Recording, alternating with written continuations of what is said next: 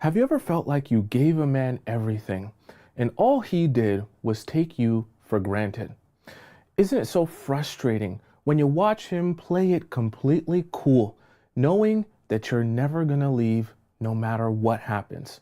Well, what if I told you that ignoring a man is the key to being able to shift the balance of power back into your hands? Which is exactly why on today's show we're going to be discussing 10 steps to ignore a man in a way that actually hurts him. That way you can stop begging for the bare minimum and finally watch him chase what he thought he did. All right, for point number one, we're going to discuss identifying, right? I want you, before we even start this process of ignoring him and ignoring him properly, we need to help you be able to identify what it is that you're actually trying to accomplish here. Now, there's two main possibilities that you could be trying to accomplish. There's nothing wrong with either one of those possibilities, okay? The first possibility you could be trying to accomplish is you really just want him to feel the pain of losing you or not having access to you, okay? I'm not gonna say you're a bad person because someone caused you pain and you wanna cause them pain in return. Nothing wrong with that. But if that's your outcome, that's your desired outcome that you want to happen out of the situation of ignoring him, okay? Then we need to make sure that we identify this is what you're shooting for, because you're going to change your strategy and your approach to ignoring him and the way that you ignore him and the things that you'll do in the process of ignoring him, depending on whether your outcome is going to be pain or this second outcome, which I know is what most of you really want deep down inside, is for him to feel pain, yes, but you want the pain to trigger him into taking action and fixing it, okay? Give me a show of hands. Tell me one or two. So if you're one in the chat, right? If you're one, I even write it here because the people who rewatch it will be confused. If you're one and you just want the guy to feel pain when you ignore him, say one in the chat. If you're two and you want the guy to feel pain, but you also want him to fix the situation, tell me two in the chat, okay? Because I have a feeling that majority of you, in reality, are not just gonna want him to feel pain, but you also want him to take action on the situation and actually fix it, or actually make it better, or actually apologize, which there's nothing wrong with that as well. But very important, when we are ignoring this guy, we identify what is our desired outcome. Because when we identify and be honest with ourselves that we don't just want him to hurt, we don't just want him to feel pain, but we also might want him to fix things and change things, now we're even in a better position to be able to have success and see success in the way that we deem success to be, or what we deem to be successful, okay? Let's hop into our point number two here, okay? I'll give you guys a little secret. There's actually two bonus points at the end, but I won't tell you what they are, but they are important. And I think that they will be good points for you all to know about, but we'll see who's paying attention all the way to the end. Okay, so for number two here, okay.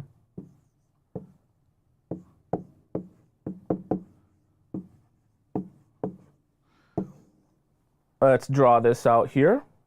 You guys know we love our visuals. So we're gonna draw a man here, big man head here, small man body. And then we're gonna draw you here. Beautiful face you have, beautiful body you have. Oh, look at your hourglass body. Okay, so this kind of looks weird. And I'll explain to you what this visual is supposed to mean, okay? So point number two, we're gonna talk about triggers. Now, the reason I want to discuss this is because, see, remember, point number one was about you identifying what is your end goal. And once you identify what your end goal is and you're honest about what that desired outcome is, now we can start operating underneath that desired outcome. So for this here, if, let's say, for the sake of example, you're in the position where I'm pretty sure most of you are, where you don't just want him to feel pain, you want him to feel pain and then actually try and fix it or take some sort of action towards apologizing or making this better, right? You have to know within yourself, okay, I don't just want him to reach out to me. I also want him to reach out to me in a particular way.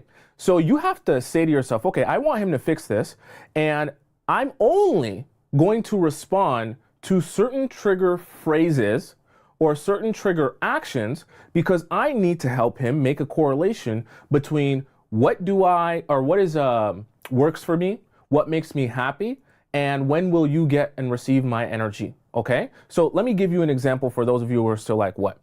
For example, let's say your desired outcome is you want the guy to fix the situation, right? He reaches out to you and sends you a message in the time frame that you're trying to ignore him, and he says, hello. Just literally hello, or hey, what's up? What are you doing? Whatever the kids say nowadays, right? You're not going to respond to that, okay? This is not going to work.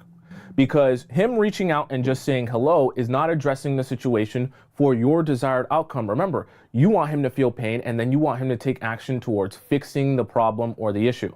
Him just reaching out to you and saying hello is not doing that, okay? And we're trying to attack this in a very important way. Him also saying something like I just mentioned, what are you doing? Like the kids say, that's not gonna work.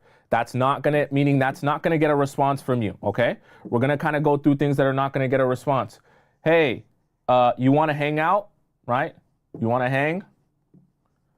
No, that's not gonna work as well, okay? You're not gonna respond to that. Amongst all the other things that he could say in the time frame that you're ignoring him, right? You're not going to respond to any of these things. The only thing you're going to respond to, right? The only thing that's going to trigger a response is when he reaches out and says one of two things. Either, why have you been ignoring me? I don't like this. It's upsetting me. Or he reaches out and says, I apologize for what I was doing. I was wrong about that. I shouldn't have done that. That was wrong of me, whatever the case may be, right? And has some sort of apologetic nature to the way that he's reaching out to you. If he does not address the fact that you've been ignoring him and that he doesn't like that, or he wants to speak to you, or whatever the case, something along those lines, or he doesn't apologize and say, hey, I'm sorry, I was wrong, I shouldn't have done that, I shouldn't have done this, you do not respond at all. Because anything outside of those two reach outs or outreaches are not going to benefit you for what we're trying to do. We want him to feel pain and then we want him to fix it. So if he doesn't reach out in a way where he's ready to fix it, none of this is going to properly work, right? All of this, what are you doing? You want to hang is not addressing the situation. You will only be triggered to respond when he begins addressing the situation, when he begins addressing the situation, not you. Okay? Are we on the same page so far? Right? Are we getting each other, making sense? Let's hop into point number 3. Okay. Number 3 here. 333. Okay. So, point number 3. We're going to discuss one of your favorites.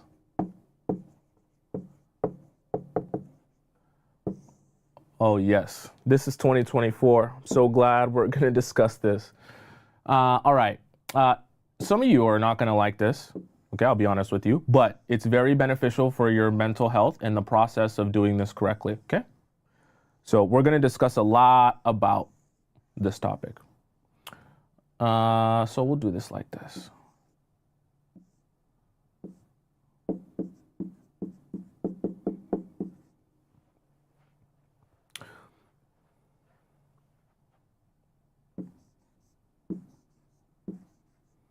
Someone said in the chat, my drawings are getting better.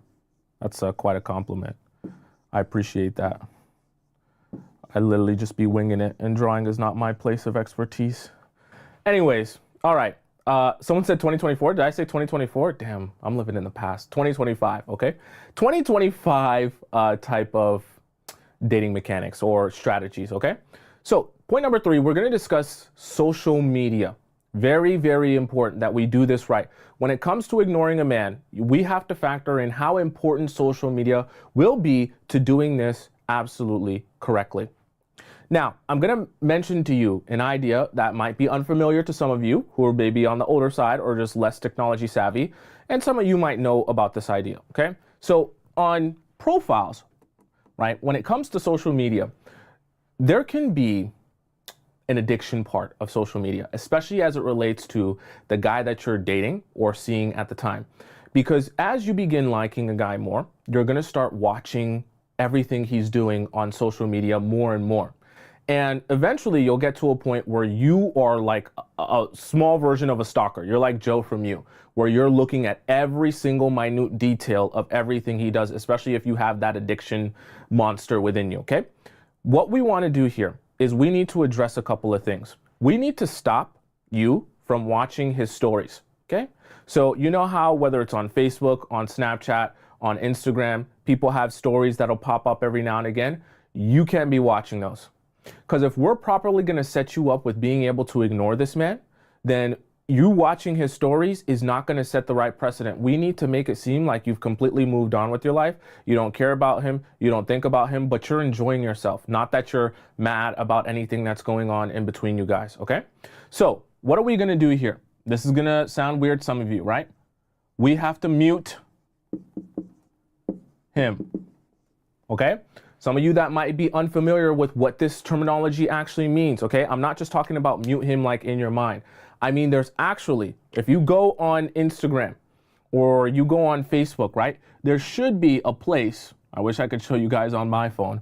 There should be a place in the top right corner or around that area where there's like 3 little dots, or for some of you, it might look like this, right?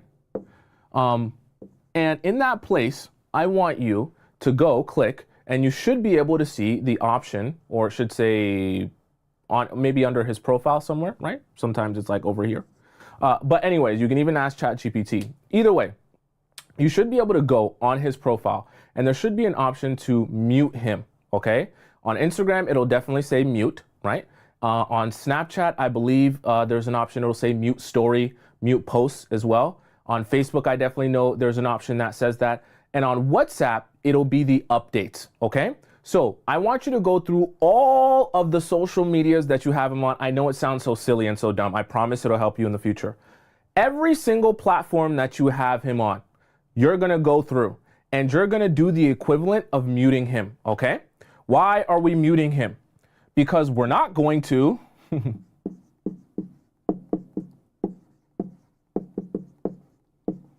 we're not going to watch him. Oops, I didn't even draw that right. We're not going to watch him anymore, okay? Not even in the slightest, not even a little bit. No more watching what he's doing, who he's hanging out with, where he's going, nothing. If you're going to ignore a man and you want him to actually be hurting, you have to make him feel like he doesn't matter, not even in the slightest. So no more watching anything that he's doing. So for all of you, so we're clear, that means muting his story and muting his main main feed posts, okay? And if it's on WhatsApp, that means muting his updates so that you can't see them on your timeline. Facebook is muting, Snapchat is muting as well, and the equivalent on any other platform you might have them on, TikTok as well, okay? The reason for this is because 2 things actually. We don't want you spiraling down a rabbit hole of watching what he's doing and then feeling that urge to reach out to him when you see something that triggers you on his timeline or in his story post, okay? That's number 1. Number 2, we need to show him that you're actually moving forward with your life in order for him to begin hurting. If he sees that you're watching his story in the first 30 seconds, we're not going to accomplish the right goal, because he's going to start to feel like, oh yeah, she's pretending to ignore me, but she's actually watching every single thing I'm doing all the time. Okay, so we don't want him to be able to get that ego boost, right? We really need him to make him feel like trash about himself. Like, wow, she literally doesn't care anymore. Now, I seen someone ask in the chat and say, oh, well, why don't we just unfollow him? Any of my amazing students know why we don't just unfollow him, okay? I'm even gonna put this here, right? Tell me, does any of you amazing students know why I am not saying to just unfollow him or just block him, okay? I want to see if any of you are like really, really smart, okay?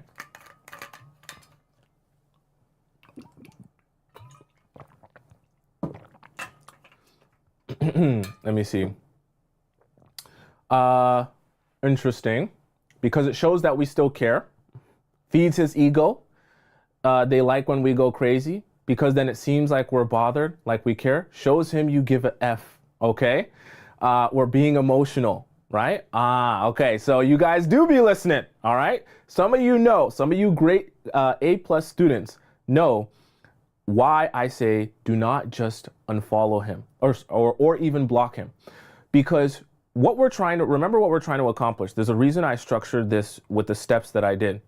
We're not just saying we want to ignore him indefinitely without any desired outcome, right? We've identified that for most of you, the desired outcome is that we want him to feel pain, but also take action. So we don't want to make you look immature. I know this sounds weird because we're having a strategy here. We don't want to make it look like you're unsure of yourself. When you unfollow someone, that should be final. When you block someone, that should be final. You shouldn't be doing unfollow, follow, unfollow, follow. It makes it look like you don't know, you're not sure about your decision, right? So the reason I say that is right now, we're ignoring him to get to a desired outcome. The reason I want you to mute him and not unfollow him is because we want him, from his perspective, to feel like, oh, she just stopped caring. She just lost interest. She's not mad or mad at me or hates me or emotional about me. She just literally doesn't care. Because like I always tell you all, for men, don't think that crashing out, going crazy, screaming, yelling, begging is making him feel like, oh, wow, I should make a change. I should stop what I'm doing. I was wrong. I promise you, the only time a man will feel like something is wrong, that he needs to change something, is when he stops feeling like you care at all. When you stop showing him any emotion, when you stop giving him any reaction, when you pretend like he doesn't exist, to the point where you're not even bothered enough to unfollow him because you don't care about him.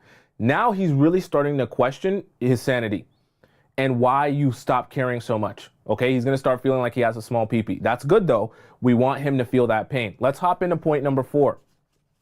Okay, we on the same page here? Hope we're on the same page. Social media, very important, okay?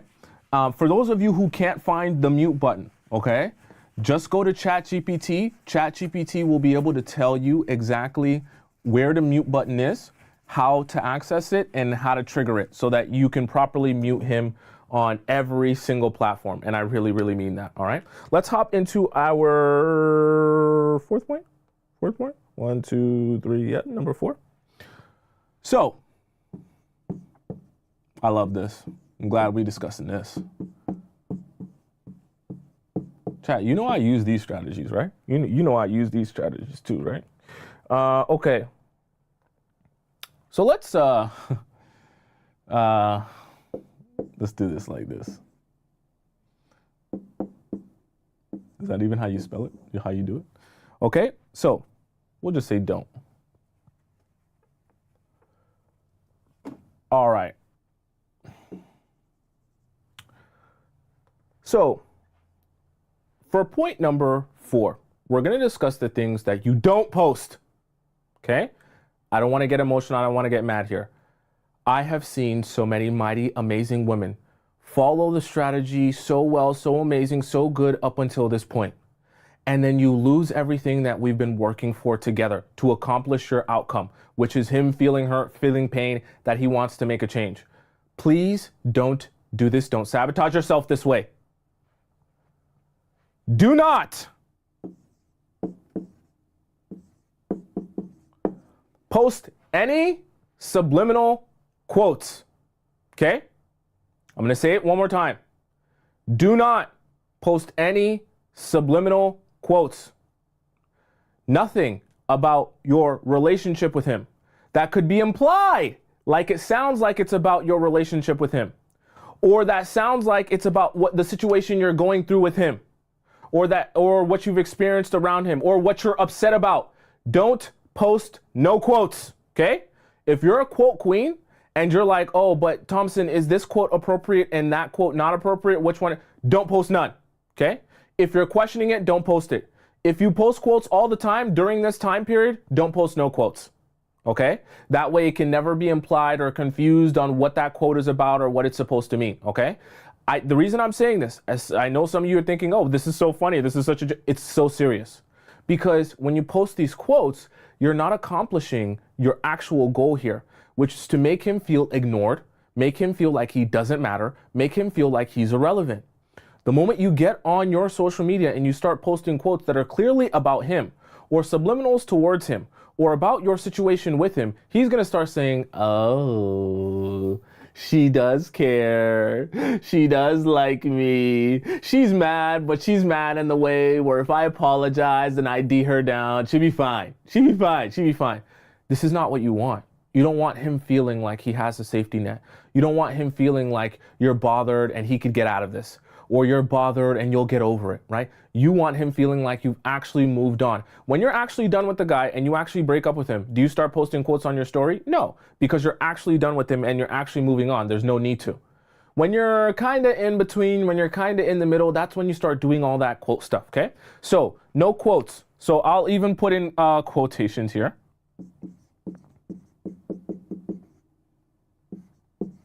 Okay? This is not a joke, okay? I really mean this. I go deep into this type of stuff when we talk about relationship, not just the common ground, okay? I'm actually Gen Z, so I know what we're actually doing. That includes things like Justin LeBoy quotes. A lot of you know what I'm talking about when I say Justin LeBoy. Those of you who are on Instagram a lot know what I'm talking about when I say Justin LeBoy. If you don't, you go on Instagram, you look up Justin LeBoy. He's always literally his entire Instagram page is just quotes for women, literally structured for women to post that is like a subliminal, okay? That's literally the entire page. It's got like 5 million followers, right? Don't post none of that, right? All those white backgrounds with the black text, black backgrounds with the white text, you know what I'm talking about, right? None of those, because those are also going to make you look very bothered. Don't post nothing about, oh, I'm having a hot girl summer now. Oh, when you thought you was going to be cuffed up, now it's none of that. Next.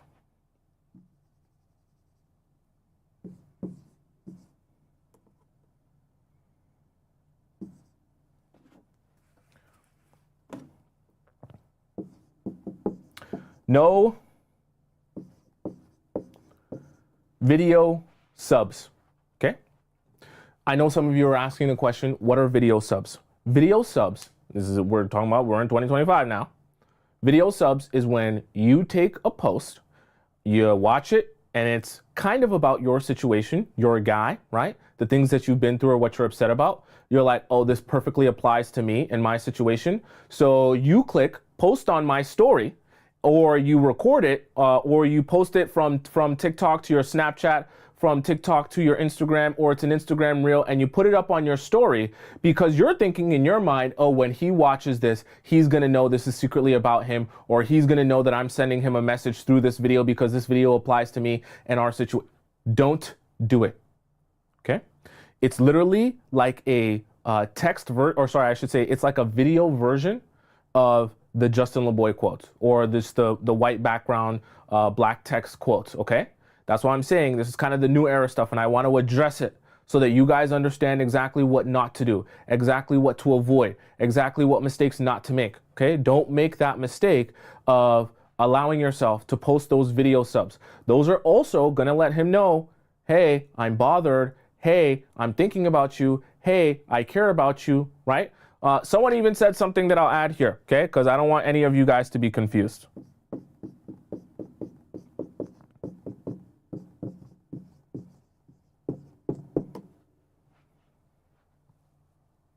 No, we're not doing it. Nothing. No TikTok reposts. Nothing. Nothing. Because we have to understand, right? Let's have an honest conversation here, okay? I love you, I care about you, I want you to succeed. But we have to be honest with ourselves. Why would we purposely repost a TikTok that we feel applies to our situation?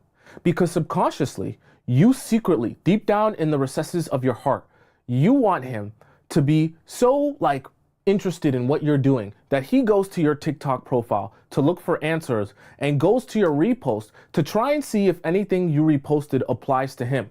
Because secretly in your mind, you're thinking, maybe if he's stalking me as much as I stalk him, then when he goes into my repost, he'll know what I'm really upset about. He'll know how to fix it. He'll know what to do based on those TikTok. Stop. You're wasting a lot of time, and you're also working backwards. You're shooting yourself in the foot, because we're trying to help you accomplish the idea that you don't care, the idea that he doesn't matter. Not that he can look for breadcrumbs on your, no breadcrumbs. You leave him no breadcrumbs. This is such an important part of ignoring men properly that a lot of people don't address, that a lot of people don't think about because they just stop at ignore him. It's not that simple. Do not repost anything. Nothing that applies to your situation with him.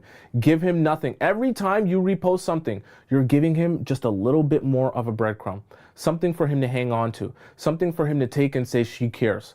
I still matter to her. I'm still important to her. She still thinks about me. Even if you do think about him, we don't want him to actually know that at this point. Okay? Are we on the same page? All right. Let me fix something real quick. Because my other TikTok's kind of messing up here. Let's see here. Okay. I had to end that one. All right. Let's hop into, are we all on the same page, chat? You get me? You get me? Who's guilty of that? You guilty of that? You posted them quotes on your story? You be on them TikTok reposts trying to help him, send him a message? You guilty of that? Tell me the truth, chat. You guilty of that? Point number 5 here. It's okay. We all guilty of different things.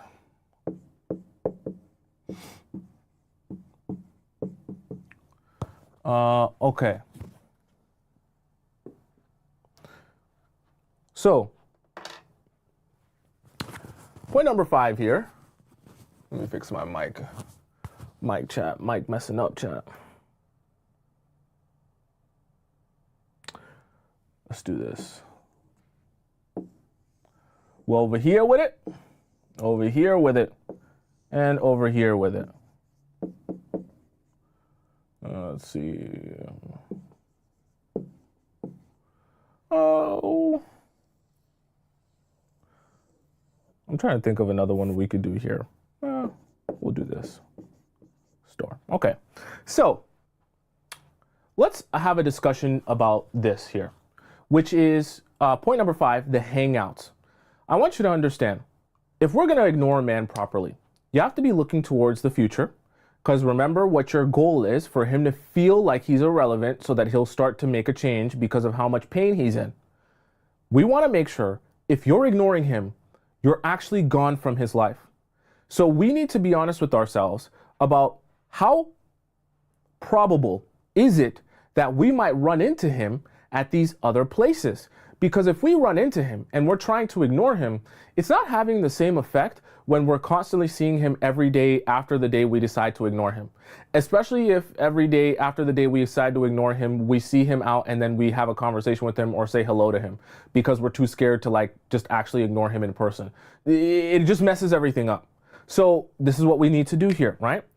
Where does he spend his time? Okay.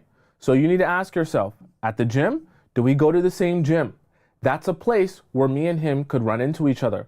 So for the time being, right, for the time period in which I'm going to ignore him, I might have to start going to a different gym. Or at the very least, I might have to start going at a different time to the gym, a time that I know he usually doesn't go. For example, if your guy loves to go to the gym right in the morning, and you know that from around that 7 a.m. to that 10 a.m. time, he's usually in the gym, and that's when you guys usually see each other in the gym, you make sure you go at night, at the very least. If not, go to a different gym. I know going to a different gym is a little bit harder, right? But you go at a completely different time than him.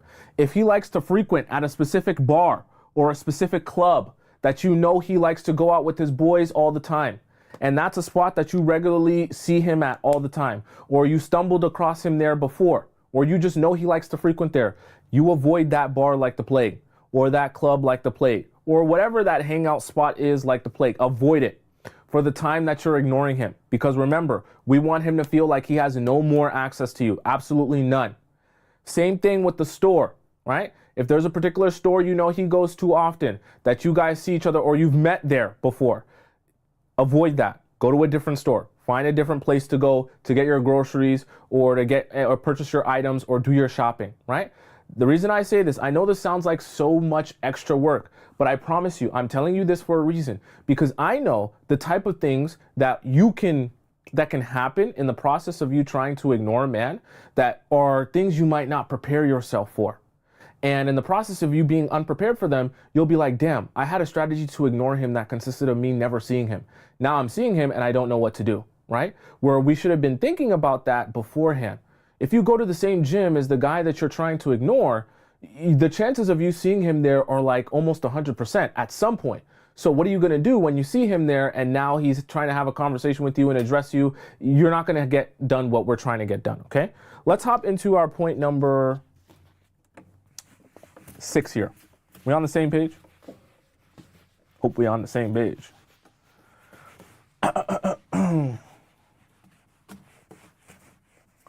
Point number 6. Let me fix my mic. Okay. Point number 6 here. All right.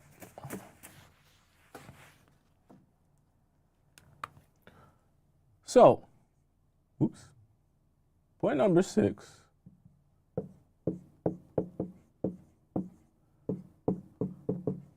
We're going to be very strategic here with point number 6.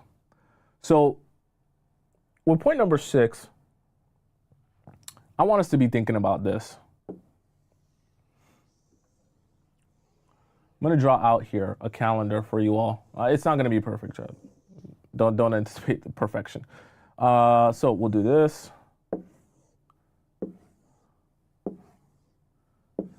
Okay, there we go. 1, 2, 3. Yeah, it's not going to be perfect. All right, so we'll have the, let's do this. Friday, Saturday, we got Sunday.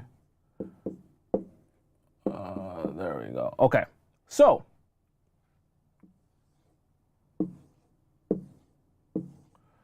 I want us to be thinking about this concept here. Point number 6 is about free time. Very important. There's a timeline of events here that we're going to be doing this ignoring for, because you only have 2 possible outcomes, and at some point you need to decide which outcome it's going to be. For free time, we need to make sure that in order for us to do what we're about to do, it's very sneaky, it's going to sound very bad.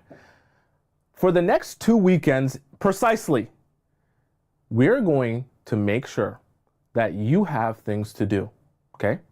This is where it's going to get dark a little, not dark, but it's going to get not what your therapist would tell you to do, okay? So for the next 2 weekends, you're going to find your friends or family or both, and you're going to make sure that for the next 2 weekends, on the Friday and on the Saturday, that you have something to do that requires you to go outside of your house. I don't care what it is. I don't care if it's gardening. I don't care if it's apple picking. I don't care if it's wine tasting. I don't care what it is, okay? Something organized with your friends that you have to go out and do, and that is going to be your plan for the next 2 weekends. You're going to organize something. The reason I say this, okay, is because we're going to do something in our next point here that I want all of us to be on the same page about. When you can schedule these free days, it's very important, because when you're able to go out and you're able to see your friends, be around some family, be around people that love you and you love, okay? You're, one, going to be filled with that good energy. You're going to feel good about yourself. You're going to feel more confident within yourself. It's also going to make the process of not seeing him, not spending time with him a lot easier. But the really important part here, and this is the part, I'm trying to think if I should bring this up now or bring this up later. Chat, should I bring it up now or later? Here's the thing. I'm going to erase this, okay? Because I want to have a discussion with you guys about something, okay? It's going to sound kind of messed up.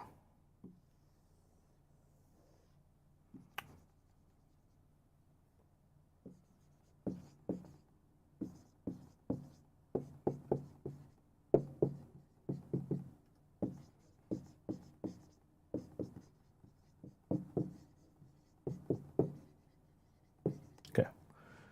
I wrote something. It's going to sound kind of bad. I'm a guy, so I know how guys think. As a man, When you like a girl and she looks good, everyone thinks she's attractive, everyone wants her, you feel good about yourself because everyone wants her, but you're with her. When you stop having access to that same girl that you used to have access to and that everyone wanted, now you start to feel a little bit uneasy because you start to feel like someone is going to take your possession. I know it sounds horrible. That's how you feel as a man, right? She's mine. Now someone else is going to have access to her. When guys feel like you're ignoring them, you're not speaking to them anymore, you don't care about them anymore, and then they see you out and about looking good, that is ultra painful as a man, okay? Because for us, the moment we see you looking good, we're reminded about how valuable you are, how desirable you are. And in our minds, the moment that we're reminded about how desirable you are, that's when we feel the most like, oh my gosh, I want to be with her again. I want access to her again. I want to talk to her again. Every time we see you looking good over and over again, it just hits us a little bit where we're like, damn, I wish I still had her or had access to her or was able to talk to her. I wonder why she's ignoring me, right? Especially when you're posting and you're looking good. So the reason that I want you for the next 2 weekends to allocate your free time to being able to go outside of the house and do something with your friends or with your family. It's going to sound weird.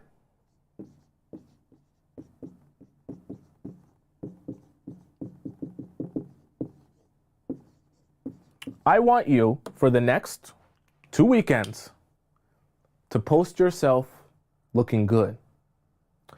Because if he can see that you've been ignoring him, not answering his messages, but you're still going out and enjoying your life, that's going to be the ultimate dagger into the stomach, where he's going to feel like, oh, she really don't care. She really don't care. Not only does she not care, she going out, she looking good, and there's 100% chance that another guy is going to be hitting on her while she's going out and looking good, okay? It's one thing to just ignore a man, for men.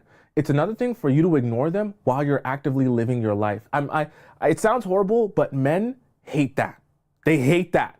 They hate when you move on, but then you live your life and then you start glowing, you're looking good. They're just like, why are you looking good on my timeline, but you're not talking to me? Especially when he's already had access to you in the past before, and when he's become accustomed to always having access to you, that process is very painful for them because they have to accept, you have to understand how ego works for men. They then have to accept that, oh wow, like I'm not as important to her as I imagined I was. Like I might have actually lost her. The girl that I thought would never leave me, I literally like, she'll never talk to me again. And this is like, that girl was a baddie. That's when he'll start thinking, I might have fumbled, right? I fumbled a baddie. That was a mistake of me. I shouldn't have done that. I made a mistake here. Maybe I should apologize, right? All of these things will start going through his mind. But they can only start going through his mind when he's reminded of how good you look, how sexy you are, how seductive you are, how everyone wants you. Now, you don't have to post anything super provocative, okay? That's not what I'm advising. I'm just saying post yourself looking good. It will remind him of how good you look, okay? Now, I know some of you are probably thinking to yourself, but Tomisin, I don't post that much. What should I do? Because I'm not a girl that posts 8 times a day, okay? We don't need you to post 8 times a day. A story post is enough. And one post of your outfit whenever you go out is enough. If you're someone who never posts at all, you can just take one day of the Friday or the Saturday or the Sunday, whichever day of the weekend you decide to go out, and post it one time of the week. We at least need him to see one time of you looking good while simultaneously not speaking to him and ignoring all of his messages, okay? At least one time. If you're someone who posts a little bit more regularly, it's not uncommon for you to post on your story, right? You can post on every day that you end up actually going out and doing something, okay? You can post your food, you can post yourself enjoying your life, but definitely make sure at least one of those posts is of you looking good as hell, okay? Try and get at least one of them. So whatever your best asset is if it's your face, post that up. If it's your face and your body, post that up. If you just got it all going on, post whatever it is that is your best assets on whether it be Facebook, Instagram, Snapchat, wherever you guys frequent, you know he is usually always on, right? So if you know he's a big Facebook guy, make sure you post it on Facebook. If you know he's a big Instagram guy, make sure you post it on Instagram. Wherever you know he spends a lot of time, that app, that's where you want to be posting that. I know it sounds very silly, but I promise you for men, it's a hit to the ego when they see you looking good and they know that you're ignoring them simultaneously, all right? So let's hop into our point number 7. That was a long one that I had to kind of explain to you all. You guys get what I'm saying? I hope that one made sense, because it's such an important part of this process. We need to not just have him seeing you or feeling you ignore him, like in terms of the messages he's sending you. We need to also have him see you out and about and looking good, okay? Now, this number 7 here. I never see anyone, whenever people say, oh, what do you do when he pulls away and things like that, I never see anyone discuss this part. So it's quite interesting. Okay, so we'll do this. I'm gonna draw this. So it's gonna look weird when I draw it, but don't worry, I'll explain it. You got a small body in this one. Now we'll do this.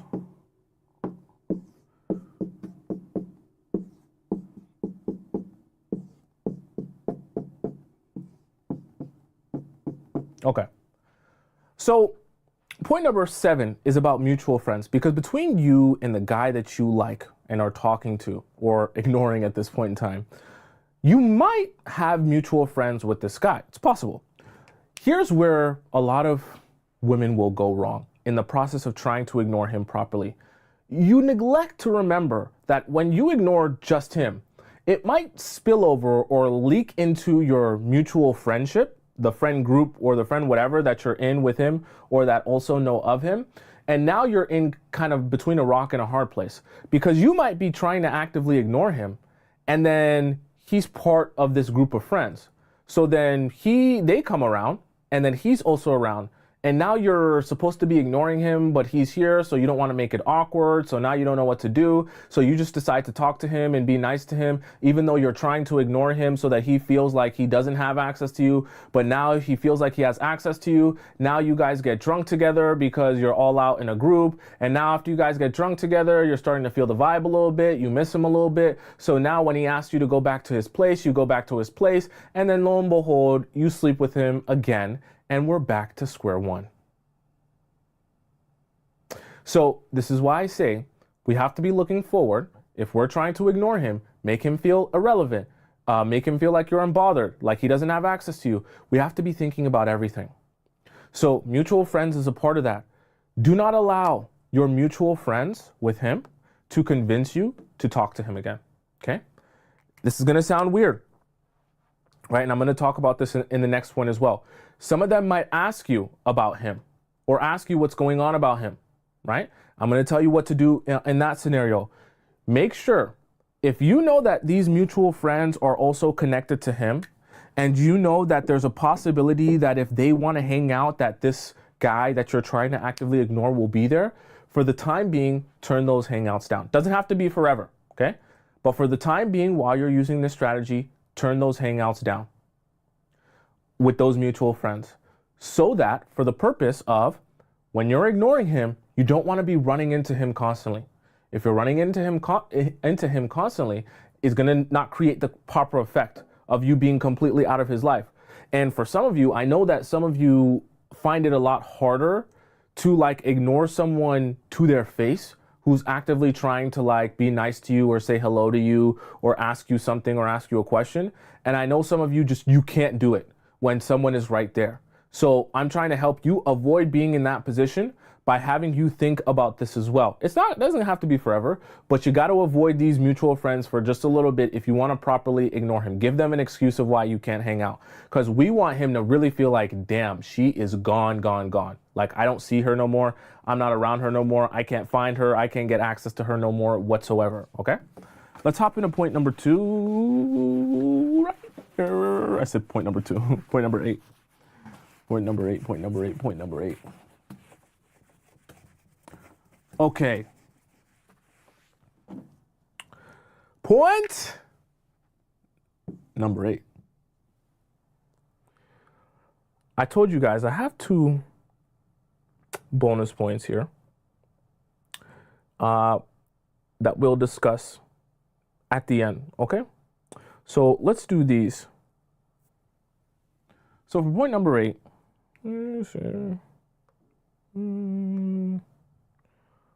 oh yes, oh yes, oh yes. Yes, we have to discuss this. We have to discuss this.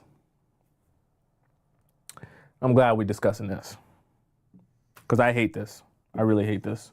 And I hate when I help you all and you guys do this, okay? I'm gonna be honest with you.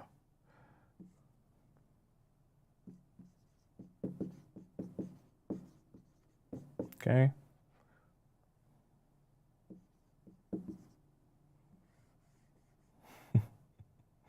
We'll say something like this.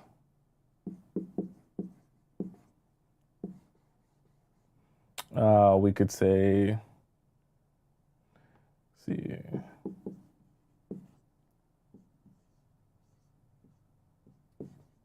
So this is the thing that I really dislike that I want to kind of address here, okay? Point number 8 is about events. Let me tell you something, okay? I'm going to get mad in a second. Do not wish him a happy anything. I don't care what it is. I don't care what it is. A lot of you make this very, very silly, trivial mistake. If you are ignoring a man and we're trying to make him feel pain, I don't care what event comes up. Do not respond to him. Don't wish him a happy anything. I don't care if he wishes you it like a million times. Don't respond to it, okay? This is not the time for you to be nice. This is not the time for you to be courteous. This is not the time for you to say, oh, I'm just wishing him back what he...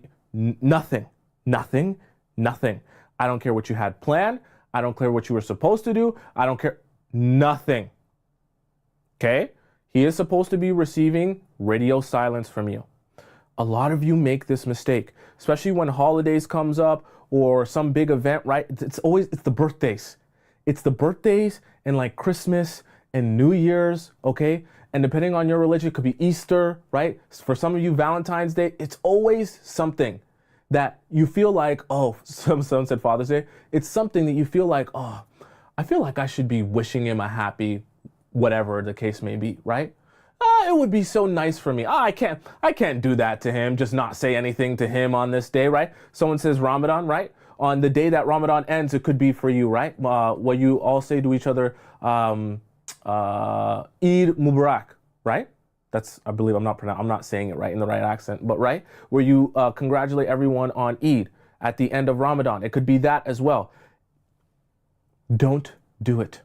All of it is going to mess this up for you. I know it sounds very trivial, but I promise you, these are the small things that happen in the process of you trying to ignore him, right? And doing what you're trying to accomplish, which is get him to feel that pain so he actually wants to make a change. And then you waste it all by doing this. Because I promise you, I've seen it happen a million times. You'll wish him a happy birthday or he'll wish you a happy birthday. Say, thank you. I appreciate you. How you doing? Oh, I've been good. How you been? I've been good. What are you up to nowadays? Oh, I'm doing this. I'm doing that. Yeah. You know, I do miss talking to you. Yeah, I miss talking to you too. I would love to see you again. Yeah, maybe we should hang out next week. Yeah, maybe we can hang out next week. And then all of a sudden, we're back to square one. Just that fast. Okay? So what does that mean? Any event coming up, I want you to be very clear. You will not reach out to him. You will not wish him a happy anything. And you will also not respond to him reaching out to you, wishing you a happy anything. Ignore it. This is not time for you to be nice. Let's hop into our point number 9. Okay? That grinds my gears. Because some of you be like, but it was his birthday. I don't give a damn if it's his birthday. I don't give a damn if it's his birthday. Okay? You trying to ignore him, we got to do it the right way. Okay? You look soft when you wishing him happy birthday. All right. So for point number 9. Okay? We're going to do this. So this is where we have to have a real honest conversation with ourselves. And some of you aren't going to like this, what I say right here, okay? So we'll do this.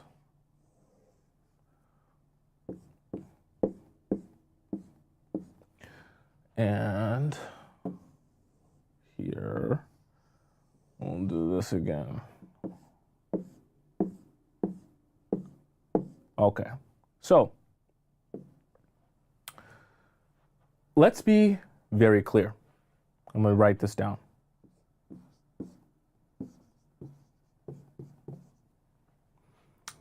For point number 9, we're going to discuss the timeline. Now, honestly, this should have been in the front of the show because this is actually such an important part to understanding how we're structuring this and what we're actually doing here.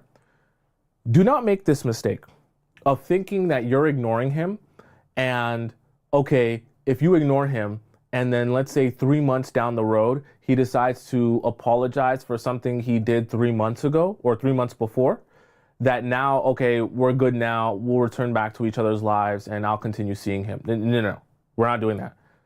Make sure from the time that you start ignoring him, there is a countdown clock. So you ignore him, we'll put I here. You decide that you're gonna start ignoring him on this day, whatever day that is of the week or the month. And once you decide that you started ignoring him, meaning you're not gonna respond to anything he says until he apologizes to you, until he acknowledges what he did wrong, or until he says, hey, why have you been ignoring me? I don't like this, I'm in pain, right? Once that clock starts, you have exactly 14 days. Okay, that's why I put 7 boxes here, right? So 14 days must pass by, okay? Once these 14 days pass by and you get to this day right here, let's be very clear here. When you get to this day right here, it is done forever. I'm gonna say it one more time. When you get to this day right here, you started ignoring him on this day, and you get to 14 days after the fact, meaning in that 14 days, he has not addressed the situation. If he has reached out to you, it's only been to send you TikTok memes, Instagram memes, nothing serious, right? He's not asked about you. He's not checked up on you. He's not said, hey, I apologize for what I did. Nothing. If he has not reached out to you in the way that you know is actually going to benefit the situation and what we discussed about earlier, it is done forever. After that point, if he tries to reach out, radio silence, the situation's done. If he tries to apologize, even if he gets on bended knee, oh my God, I'm so sorry, I was so wrong, I did this, I did that, I shouldn't have done that, I'll treat you. Done. It's done. It's done. It's done. The reason I say that is because some of you make this mistake. You think, okay, well, if it happens in 1 month, what's wrong with that?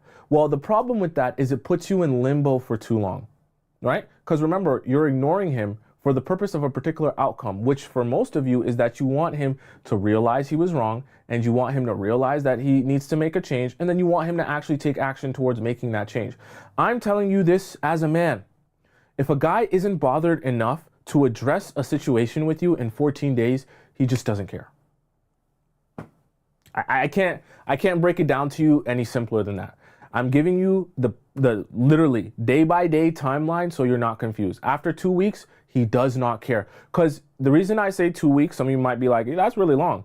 Within 2 weeks time, it's reasonable enough that no matter what emergency he could possibly have seen or had to go through in that 2 week time, there is no possible way that he couldn't reach out to you, he couldn't address you, he couldn't figure out, or at least begin figuring out the situation with you, no matter what he's been through during that time. In 2 weeks, he could find time to address it, okay? That's why I always give this blanket 14-day statement, because I know anything outside of that, he's just not serious. There's no emergency that could possibly fill up a whole 2 weeks that he couldn't possibly address you in that time. Okay, so that we're all on the same page. I know some of you won't like that, but that's the honest truth. After 14 days, it's done. Okay, let's hop into point number 10. Point number 10. Point number 10, chat. Okay, Now, we discussed the timeline, and the timeline is important to understand because we hop right into this point right here.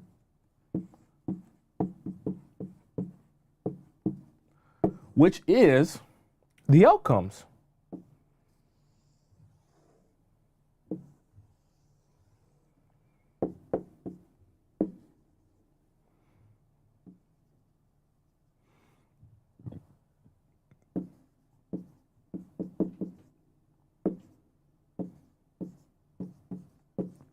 Okay, I'm going to draw two different outcomes here, and we will discuss both.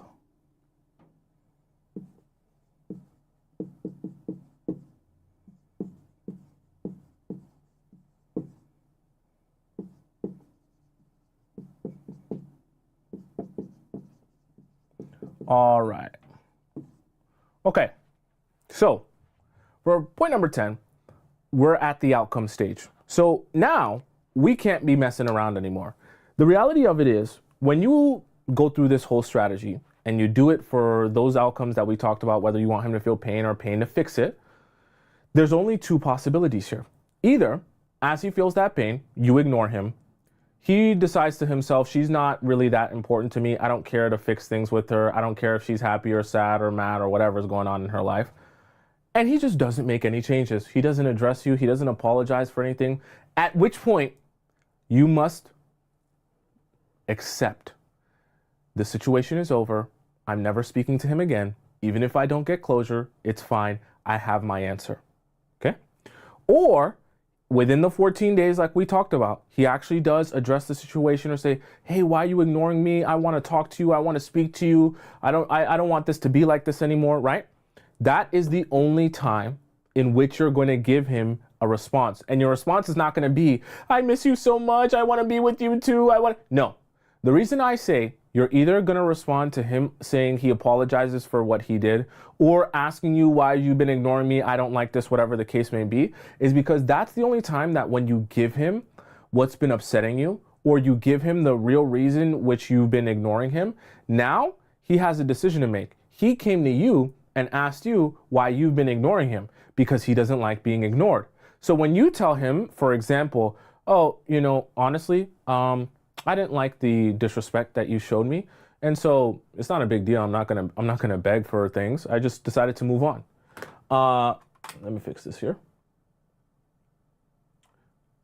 Oops. It's always TikTok trying to mess with me. Okay.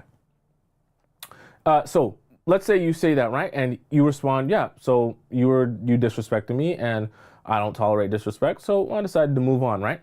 Then he has a decision to make where he says, oh, well, I don't like you ignoring me. And I am sorry about what I did. I want to make it up to you. I want to make this change. I can do this. I can do that. Because what I want for you is that if you end up getting back together, your only real response to him should be okay. Because when he comes to you and says, I don't like being ignored, why have you been ignoring me? And then you give him your answer very short and sweet within like 2 sentences, doesn't gotta be a paragraph. You send him like 2 sentences why you were ignoring him. And then he can say, oh, but I want to apologize for that. Oh, I'll fix that. Oh, I'll do this. Oh, I'll do that. And then you can just respond, okay.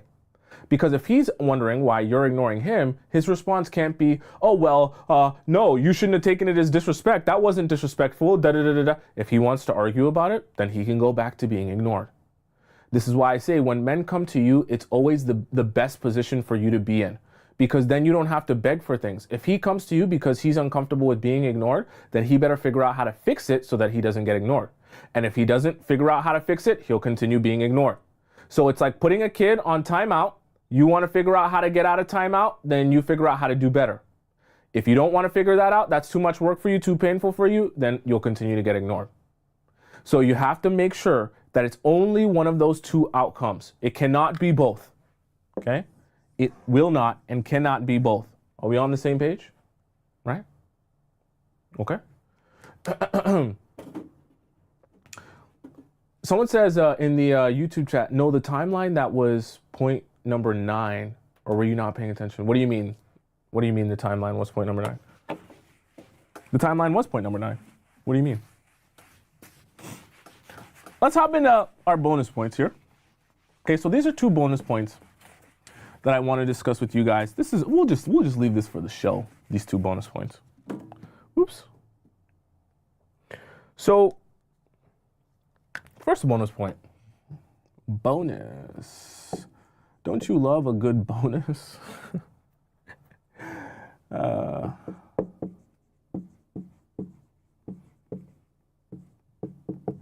Is that how you spell that, Jeff? I think I spelled it right. Yeah, I think so. Okay. So, let's list something out.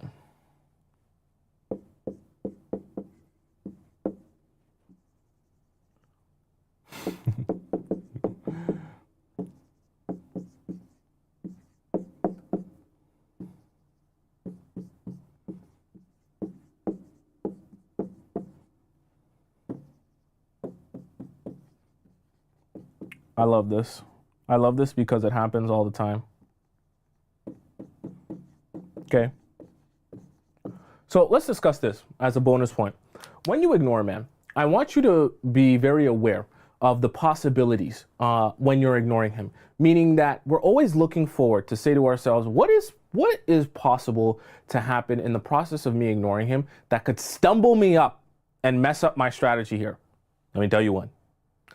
Emergencies will get you messed up because you're a woman. So I'll be honest with you.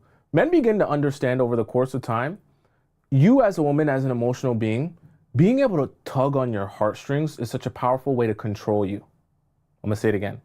Being able to tug on your heartstrings as a woman is such a powerful way for us men to control you. The reason I say that is because when a guy becomes desperate with the fact that you're ignoring him, especially when you're doing it well, you've been watching my show, so you know exactly what to expect from him. He will begin throwing out, we can call them Hail Marys, okay? To just hope that maybe one thing he'll say, one thing that just the way he'll say it will tug on your heartstrings and make you feel something that will have you like wanting to respond to him.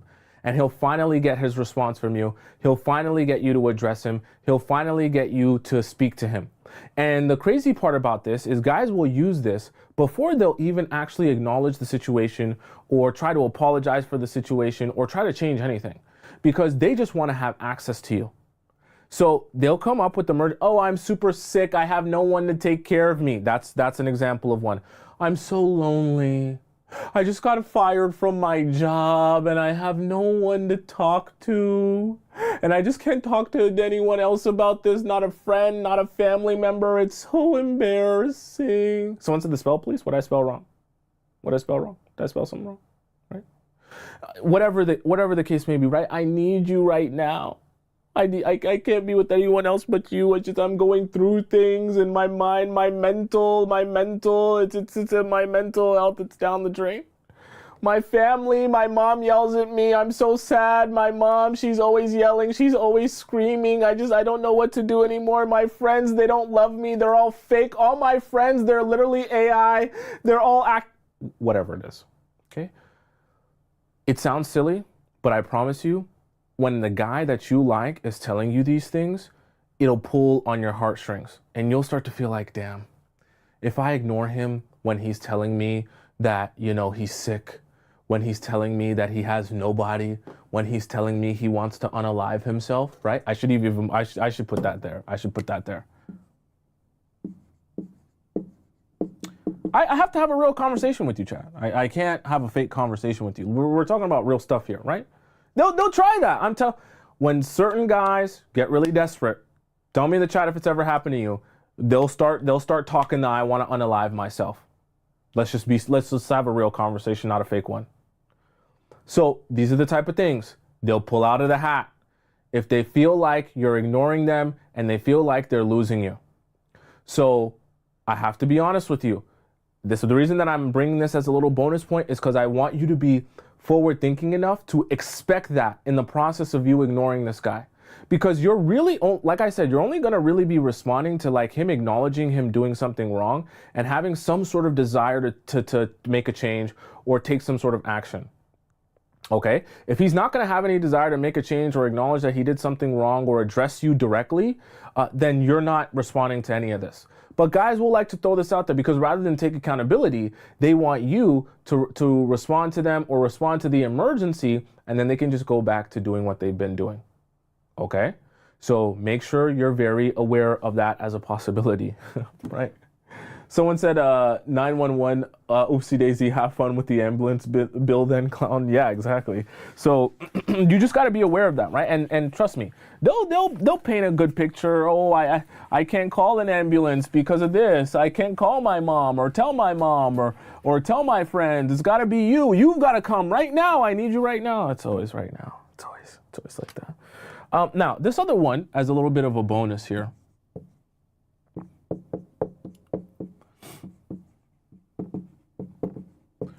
I could have even put this in the show, but this little bonus here that I want to discuss with you all is about something that, honestly, it kind of sucks, but it does happen a lot. I just have been through enough situations to know that it will likely happen to you if you have mutual friends with the guy you're trying to ignore. So I'll just draw this out like this, so it'll make some visual sense for you all.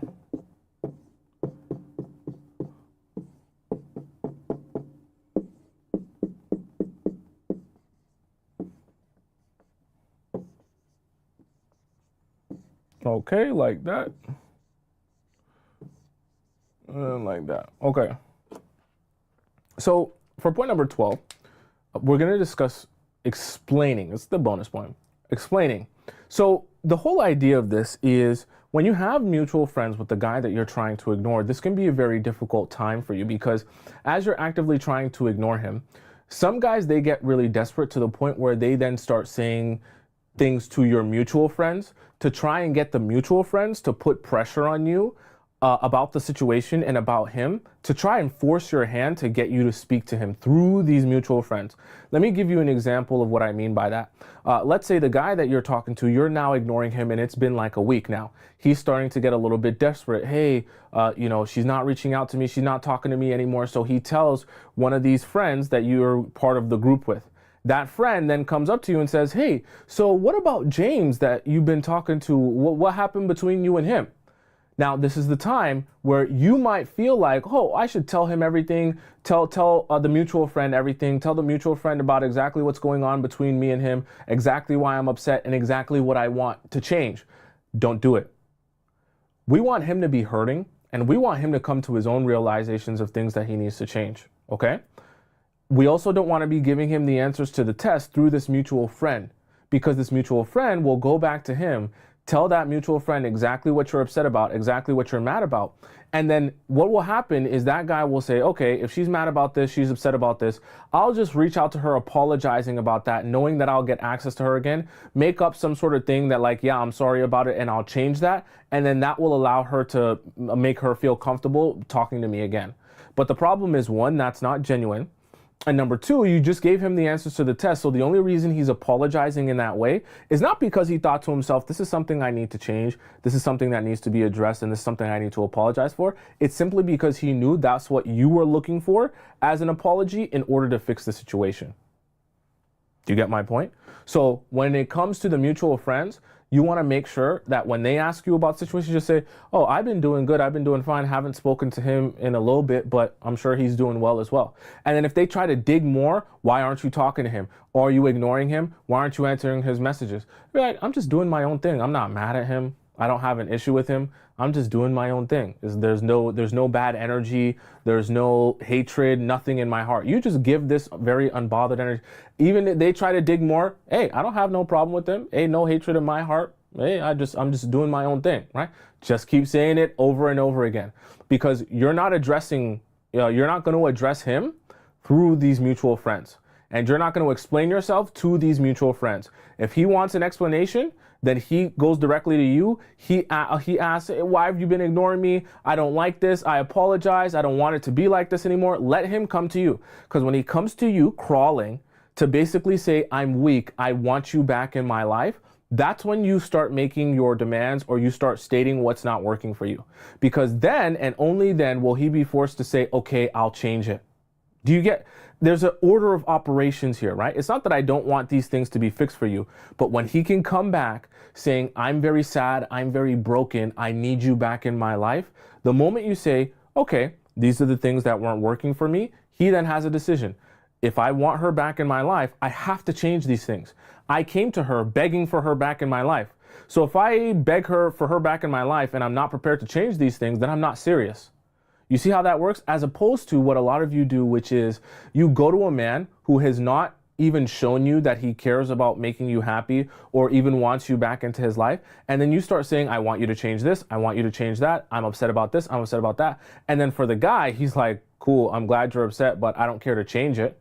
And he also starts defending himself because he's like, no, I didn't do that. Why are you upset about that? It didn't happen that way, right? So it doesn't breed the right sort of outcome for you, to be honest with you. And in certain cases, ignoring the guy will give you the best outcome, to be super real. Does that make sense to all of you here, right? In the chat here? Are we all on the same page here? Do you guys have any questions about the 10 that we discussed and then the 2 bonus points? So Flower says in the YouTube chat, if he threatened to unalive himself, I just say, if you're stupid enough to do something like that, you're just showing me how I dodged a bullet by having nothing more to do with you. So that's the thing about, certain guys are smart enough to know certain type of rhetoric is like a catch-22, because for you, if you respond in a particular way that sounds like you don't care, it makes you look like an a-hole. So they almost kind of force your hand by giving you such a crazy sob story that if you don't respond by showing that you care, it almost makes you look like a bad person. So that's why they try to put you in that position with those random emergencies, especially as soon as you begin trying to properly ignore him. Someone says, I purposely added his friends to show them what a beautiful, good woman I was. LOL, so they could possibly talk some sense into him. It must have worked. I know they were like, boy, you tripping. I'm telling you, it sounds super silly and super, honestly, shallow. But when guys see you looking good on your story, on your Instagram, on your Facebook, that is like the biggest reminder, I need to fix this. I have to be super real with you. I'm telling you, this happens to my guy friends all the time. I'm telling you this honest truth. I've been with guys, friends, hanging out with my guys, my boys, and they're sitting there scrolling through their Instagram, and a girl that they used to talk to posts a picture of her looking good, and they'll be like, oh, I fumbled. Oh my God, yo. I used to, bro, I'm telling you, I used to have her, and bro, I was kind of being dumb. I was being stupid. I fumbled, bro. Look at her. Oh my God, she's so bad. I'm telling you, this is conversations that me and my boys, we actually have. So it definitely does something. Just as simple as you posting yourself looking good makes them feel like they fumbled. So take that for what it is and use that to your advantage, especially when you want to make him feel that really deep pain. I'm telling you the honest truth, okay? Someone says he's gonna get his life insurance information. That's funny. Was it Trip Drip says how to respond to emergencies? You don't. Not in this case, you don't respond to the emergency because you don't want to give him any sort of response except addressing you directly about the situation. Okay? If it's not that, then he doesn't get a response from you. Because sometimes guys will use that as a way to prevent themselves from addressing the situation. If he comes to you, remember, the whole idea is if he comes to you on bended knee that I need you back in my life because I don't like being ignored by you, this is very painful for me. When you give him your demands or when you give him your list of things that you're upset about, you don't have to ask him to change anything because he's asking you to be back into his life. So if you're telling him these are the things that are making me not be in your life anymore, he then has to make a choice of I either change and get her back in my life, or if I don't change, she will continue to not be in my life. So it allows you to have power and be able to state what you want changed or adjusted without begging and being like, please do this, please do that. And he's just like, no, I'm not changing that, right? Someone said they're not that smart, unfortunately. Hey, if he's not that smart, he don't get it, then he's just not gonna get it, okay? Which there's nothing wrong with that. Nicole Cottom donates $5 in the YouTube chat. Thank you. I appreciate you, Nicole Cottom. She says, thank you for this great lesson. Thank you for your so generous donation here. Let me see. I hope I didn't miss any other donation. I think I missed a donation for the last show. My apologies, chat. Sometimes I'd be so focused, I just miss these donations. Do you guys have any more questions? I want to make sure I get to all of these. This is a very complex strategy here to make sure you do it right, even though it seems as simple as just like ignore, right? What if he blocks and unblocks you to provoke you for attention? Do you just block him at that point and forget it? Well, okay, Pasmati, it depends on what is your desired outcome, right? If you're getting to the point where you realize it's like either very close to the 2 weeks or past the 2 weeks and you're just like, this is honestly done, then you can unfollow or block him, but then it actually has to be done. You understand what I'm saying? There should be no going back. But if within that time period, you notice he's blocking and unblocking you, following and unfollowing you, you do nothing, okay? Because remember, within that time period, you're still accepting the idea that he could apologize to you, address the situation, make a change, and then you'll be good with being with him again. So you don't want to make yourself look like a goofy by following, unfollowing, blocking, unblocking. When you finally get to the point where you're like, this is over for good, that's when you unfollow, that's when you block, because you're never going back, okay? Right? You don't want to be looking goofy, right? Posh says, what about if you've blocked him within the 14 days? If you've blocked him within the 14 days, then you can just unblock him, okay? Unblock him, don't block him again until like the 14 days is over. Actually, in fact, if you've already blocked him, don't go back and forth. Don't go back and forth unless he's actually trying to reach out to you, because I'm assuming if you've blocked him, but you're here listening and thinking about unblocking him, you probably don't have him blocked on everything. So if he's not blocked on everything, then he can figure out a way to reach out to you. Okay. Someone says he's been blocked for 4 months now. No, 4 months, it's done. It's done. You're done. That's why I gave you guys that hard timeline. Anything over 2 weeks, you're doing this back and forth, it's done. No more going back and forth. Okay. It's Layla says, I put him on timeout and he texted me yesterday and I left that message unread. He can wait. Perfect. Oh, those of you as well, I should have mentioned this. If you have your read receipts on regularly, keep them on. And then if he sends you a message, read it and don't respond, okay? We don't want you to change too much stuff up. So it's not necessary. If he knows for sure you're ignoring him, like reading his messages and ignoring him, perfectly fine. It doesn't affect anything that he sees you saw it and didn't respond, okay? That'd actually be even more obvious to him that like he needs to make a change because clearly you don't like what's going on, okay? Someone says, I left him on red for 5 days now. Well, then your countdown is starting and you're on your way there slowly but surely to get there. Okay. A guy that she was dating, but it's all compressed onto one large, long YouTube clip. So we're going to watch this together. Buckle in. I guess this story gets really wild. I haven't even, watched it in its entirety. So we'll see what she says here. Story time about my experience with this person. This person was not a stranger to me. I'm not from the Dallas-Fort Worth area. I live in New Hampshire. I've known this person for like 20 years. This is us at our 8th grade graduation dance for proof. Someone said on TikTok, you guys can't see. Let me pull it up. I'm always neglecting you guys on TikTok here. Let me see here. There we go. Here she goes. All right, let's go. I could have never imagined the amount of attention that video got. I couldn't even believe the situation before I put it online and received over 100 messages and comments about women having a similar experience with this person. And as much as I would love to share the details of my story and expose them, if you will, one, it just happened like a few days ago. Like I just found all this information out. It's so painful to relive that online. I want to make sure I tell the story with a clear head if I ever decide to share. And the details are just like horrific. I know some people might think that that's dramatic. Side note, chat. I tried to do some extra digging and exploring on even what she's discussing here, the video she's even referring to. She's deleted everything off of her TikTok. So clearly this has not only has it affected her life, but it's also affected like the story has kind of like went a lot crazier than she thought it would. So there's that. Dramatic, but truly the way that this person tricked me into loving them and being in a full-blown relationship with them, the way he used the same phrases and copy and pasted messages that he sent to other girls, like it's all a lie. And if I'm being honest, like this person is going to be close to me in the next week, like where I live. And I just don't feel safe putting everything out online, knowing that right now. I truly believe that this person lacks empathy in a very serious way. No normal person is able to do what he did to me, to anyone.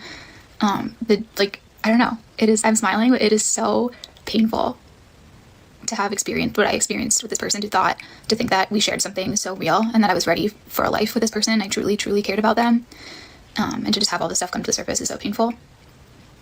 And I don't know. I just wish that, I hope they get help. And I hope that this never happens to anybody ever again. If you're a single woman in the Dallas-Fort Worth area, you need to watch this series. Welcome to Who the F Did I Think I Was Going to Marry? Part 2. Disclaimer, this video is solely for educational purposes. No hate to anyone involved. Everything is either my experience, my opinion, or alleged. I had no locations because it is thundering right now, so sorry if you hear any of that.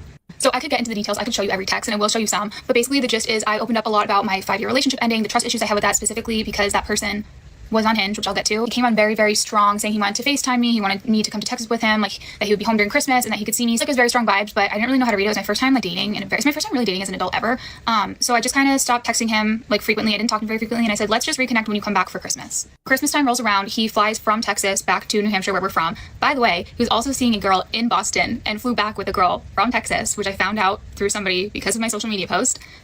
T. We have an absolute incredible first date, like out of a movie. I get there, it goes amazing. We sit at the bar for hours, talk about everything. He opens every door for me. He pulls out my chair. He takes off my coat. He takes care of the check. Like he has his hand like around me. He asks if it's okay if he puts his arm around me. We talk about so much. We talk about everything. And I was just like, you know what? I love how this man knows what he wants. He's very direct. He's very straightforward. Like he talked so heavily about wanting to be a father, have a family, be a present dad, have a job that allows him to be present. Said he wanted to take parenting classes, that he could be an equally contributing partner. Like amazing stuff I'd never heard from a man before. He was so pushy on me about how much he wanted to be a family man. And when I came out and said, I don't want children, it was like he flipped a switch. He was just like immediately like, oh, I don't want children. We can be the cool aunt and uncle. Like, I don't need to have kids. We can save our money. Like, I personally think he was just feeding me what he thought either the girl before me or other girls like wanted to hear. And when I said that I didn't want kids, he just, again, told me what I wanted to hear. But I didn't realize that until Kids is one of those things too, when, you know, I always talk about like certain things will just mean when you date someone, you're just not in alignment with them. So kids is one of those things where if you and the person that you're thinking about dating are on different sides of the spectrum on that, there is no medium ground. You can't have half a child. So it's just things to think about when you're going into dating someone. There's things that are just non-negotiable. later. We end the date. He puts me in my car.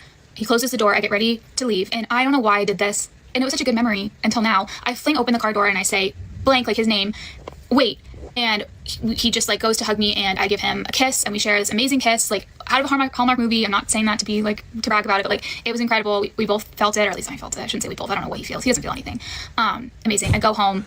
So quick question, chat. I know I'm pausing it, but I just want to understand what makes an amazing first kiss. Like, what are the characteristics of an amazing first kiss? Because, I mean, unless you're tongue kissing, to me, I don't see how you can really differentiate that much an amazing, just regular kiss to kiss versus not a good one. But let's go on. Telling my friends, like, I'm like, oh my God, like my friend from high school who knows him, I'm like, oh my God, like this man is amazing. I am so happy that I found him. Like, I really hit the jackpot. He's so kind. But like, I'm gonna take it slow because I don't want to mess it up. I'm head over heels for this man already. He goes back to Texas right after Christmas. We're texting just nonstop paragraphs about what we want in a partner, how we've been working on ourselves, like what we really like. He's starting to tell me that he really sees this could go somewhere and that he would love to pursue me, and like he hopes that he's not being too pushy and wants to respect my boundaries, but he thinks I'm a very special girl. He even says that if I don't want to move to Texas for him, that he would be willing to make the move to come up to New Hampshire for me. You can pause to read for yourself. We were basically talking about how like distance wouldn't be sustainable long term and we want to be close to. Okay, we got to read everything here because we don't leave anything on the table. So he says, I understand completely. I wouldn't want to create pressure of moving in together. We're really talking about moving in. We really talking about moving in together. I'd simply get an apartment somewhere nearby to give this an honest chance. If we get to that point, I know this conversation might feel like putting the cart in front of the horse, but I also think we're also at the age where I'd rather take the chance than to always wonder what could have been, you know? Yeah, it sounds good in a smut book. I don't know if this is not real life though. Like, what is the timeline she said on this so far? That they've been together for so far? It's definitely in the like months territory, less than 2 months, right? Oh my gosh, early bird. After my ski trip, I'm going to try 5. Okay, we'll close freedom. All right. Each other. He says he'd move back to New Hampshire for me, but he would love for me to come to Texas. You can also take note of this part here where he's like, I would rather take the chance and wonder. I would rather pursue and wonder. I'd rather try than fail. Like, if you've talked to this man, these are phrases that you have definitely heard out of his mouth. He uses the same phrases when he talks to everyone, but we'll get to that. But touch it. I picked up that he was love bombing me pretty quickly. It was pretty obvious. But I really thought that I had two choices. I could either let my struggles in my previous relationship ruin what could potentially be an amazing connection by having up all these walls and being suspicious, or I could go in kind of aware that I'm being love bombed, but like just embrace someone actually like caring about me and wanting to be nice to me. If it doesn't work out, it doesn't. I'm trying to get through this as quickly as I can, but there's just so much. The whole idea of love bombing though is you're love bombing someone to manipulate them into making a decision that they wouldn't regularly make. Because what the act, it's not just the act of love bombing to like sleep with you in the sense of sleeping with you and getting taking advantage of that. It's like love bombing because when someone is being love bombed, they can't be rational themselves. So when you ask certain things of them, or you say, hey, let's go do this, let's go do that, regular rational you would be like, hell no, I would never. That makes no sense. That doesn't benefit. That hurts me. I'm going to literally put myself in danger doing that. But when you're being love bombed, you're not thinking about that, right? You're just more focused on all of the overwhelming feelings that you're receiving, right? So it's also a manipulation tactic. It's not just I'll love bomb someone for a little bit and then it's done. Like it's harmless. It's not harmless. So he's calling me, FaceTiming me every night, which I don't know how he has time to, because what I know now is that he was talking to dozens and dozens of other girls, but I'll get to that in a later part. He is asking me what my dream engagement ring is like, and he called my original dream engagement ring ugly, which would have been my first sign to get the fuck out. But he's telling me how platinum is better than gold, and he wants to give me an 8-carat engagement ring because he wants to put an ice skating rink or ice rink on my finger, whatever the fuck that means, and that is a symbol of how hard a man works and how a man cares for his woman, like really, really weird stuff. This guy has no idea what he's talking about. These are the type of thing you have to call guys out when they just tell you BS. Like an 8-carat, like if he's talking about a diamond ring, that's like upward, like that's like even a lab grown 8-carat diamond is like upwards of 15, 20, 30K.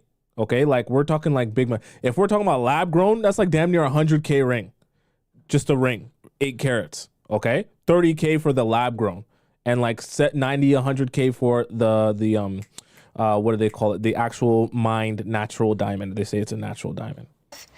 And then he's scrolling. His favorite thing to do would be to scroll on homes.com. So he would tell me that he wanted to buy a house. He would scroll on homes.com and share a screen with me and go through each home and like tell me what projects he would do in the home, which like, that's nice. But one day it was he wanted a home in Texas.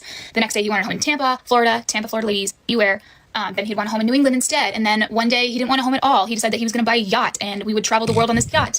He'd hire a crew for the yacht and get his boating license. And then one day it was a jet instead. He'd rather jet around the world with his pilot license, or he really wanted a Ferrari on Facebook Marketplace. Like he would get tunnel vision for these projects. Like there would be something new every other week that he was just like obsessed with. And then it would just like drop off. He would always send me stuff like this. He was constantly asking me to visit him in Texas, so we booked a flight for the last week of January. But before that, he came back to New Hampshire on January 15th because his brother was having a bachelor ski trip, and he was home in New Hampshire for one day. His brother was getting married, and he just kept saying that this wedding was happening and that he was the best man, and he wasn't asking me to go, but he just kept talking about how his brother was getting married in May.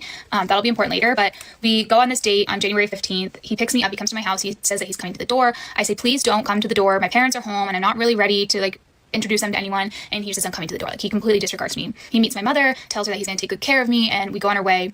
We have an amazing time. We shut down this bar, 4 hours, same thing as before, amazing conversation. Like I'll spare you guys the details. And when I came home, like I journal a lot and I write a lot when I do journal. I came home that night and I was so smitten with this man. Like I wrote 2 sentences on January 15th and I said, it's game over. I love him, because I truly, truly thought that I was gonna, the next day. Here's another part of the strategy that I think she didn't mention, but I think is at play here. I think she's also dealing with a guy who's very good at doing this thing where when you have conversation with someone, you're not able to pick up on the subtleties of the conversation because you just feel like it's flowing. Some people who are really good manipulators will know how to ask you a question in the beginning of the conversation, receive the answer, then they'll move on to a different subject. Down the line of the conversation, they'll bring up a thought or a perspective or an opinion that's perfectly in line with what you believe in, what you value, what's important to you. But the way they'll bring it up in the conversation, you'll feel like it's an organic thought. But what they really did strategically was they took your thought, they took your perspective, and then they just fed it back to you. They regurgitated it back to you. But the way that they did it and the slickness in which they did it makes you feel like your personality is their personality. Your views, your perspective, your values is their views, their perspective, and their values. So it creates a scenario where you feel like, oh my God, this person is so perfect. This person is so amazing. I can't believe how in love with this person I am. But the reality of it is they just took your personality and they pretended to be you. And then they presented that to you. And then you felt like you guys are like meant to be together because of how well or how compatible you feel with someone who is literally mirroring your personality. He leaves for his brother's bachelor trip. He texts me the entire time nonstop to the point where I tell him, like, go have fun with your brother and your friends. Like, you don't need to worry about texting me. It's fine. And he just insists that he just loves talking to me so much. And he leaves and goes back to Texas right from the bachelor trip, so I don't see him. And the next 2 weeks leading up to me going to visit him in Texas, it's just nonstop. I can't wait to see you. It's going to be so magical. I'm going to take you to a rodeo, a concert. I'm going to buy you a pair of boots. Like, just making crazy plans. which I'll tell you, just give you guys the timeline, and then we can talk about what happened when my video went viral. So the weekend of January 24th, I flew down to Fort Worth to visit him. This is us. We went to a rodeo. He took me to do all sorts of things. We went to a rodeo, we went to concerts, we went to bars. He took me shopping at Takova's, and I tried on a bunch of boots and like danced around the store, and he bought me a pair of boots. He branded them with my initials on them. Like, we did so much stuff. Sorry, chat. I'm not country, so I'm only aware of Birkenstocks. Is Takova's like, is that like Bottega for the country girls? Is that like Louis Vuitton for the country girls? What is Takova's? I don't know what that is. It was during the time we first became physically intimate with each other, and I remember asking about protection, and he told me how he was clean because he had to take a test for the military, and how he hadn't been physically intimate with anyone for a long time, so he didn't have any protection, and he didn't like using protection. It had been about a year since he was with someone, like all this stuff. Come to find out, that was not true. He was with someone the day before I was there. So that is, I can't even talk about it because I feel so disgusting in my body, but like, stay safe out there. Don't let anyone convince you not to use protection, and don't trust anyone. By this point too, we had the conversation about us being exclusive. We weren't officially dating. We both said that we were not seeing other people. That only turned out to be true on my part, unfortunately. Now that we've been physically intimate, he told me he wanted to imply a no clothes in the bed rule, because being skin to skin with your partner brings you closer to them. I was fine with this. I actually thought that this was really sweet. Looking back, it's not. He did want to be close to me. He held on to me all night, every night. Like, just the most incredible closeness and just like vulnerability that you could ever feel with a person is what I thought that we. I'm sure you felt something on your back too every night too. Yeah, I'm sure. That no clothes rule was definitely, yeah, I'm sure it was working for both of you. We're sharing. By my last day in Fort Worth, we had already planned for me to come back the first week of March, so a little ways away. He also asked me. Here's the other thing too that I want to mention, that, you know, I don't want to make you feel like all guys are bad, but you also have to understand, like I always tell you guys, framing is everything. So there are guys that are good at framing things that, you know, deep down in your heart, this is the strategy. This is a trick here. But the way they'll frame it will sound so harmless that you'll be like, damn, is that bad or is that good?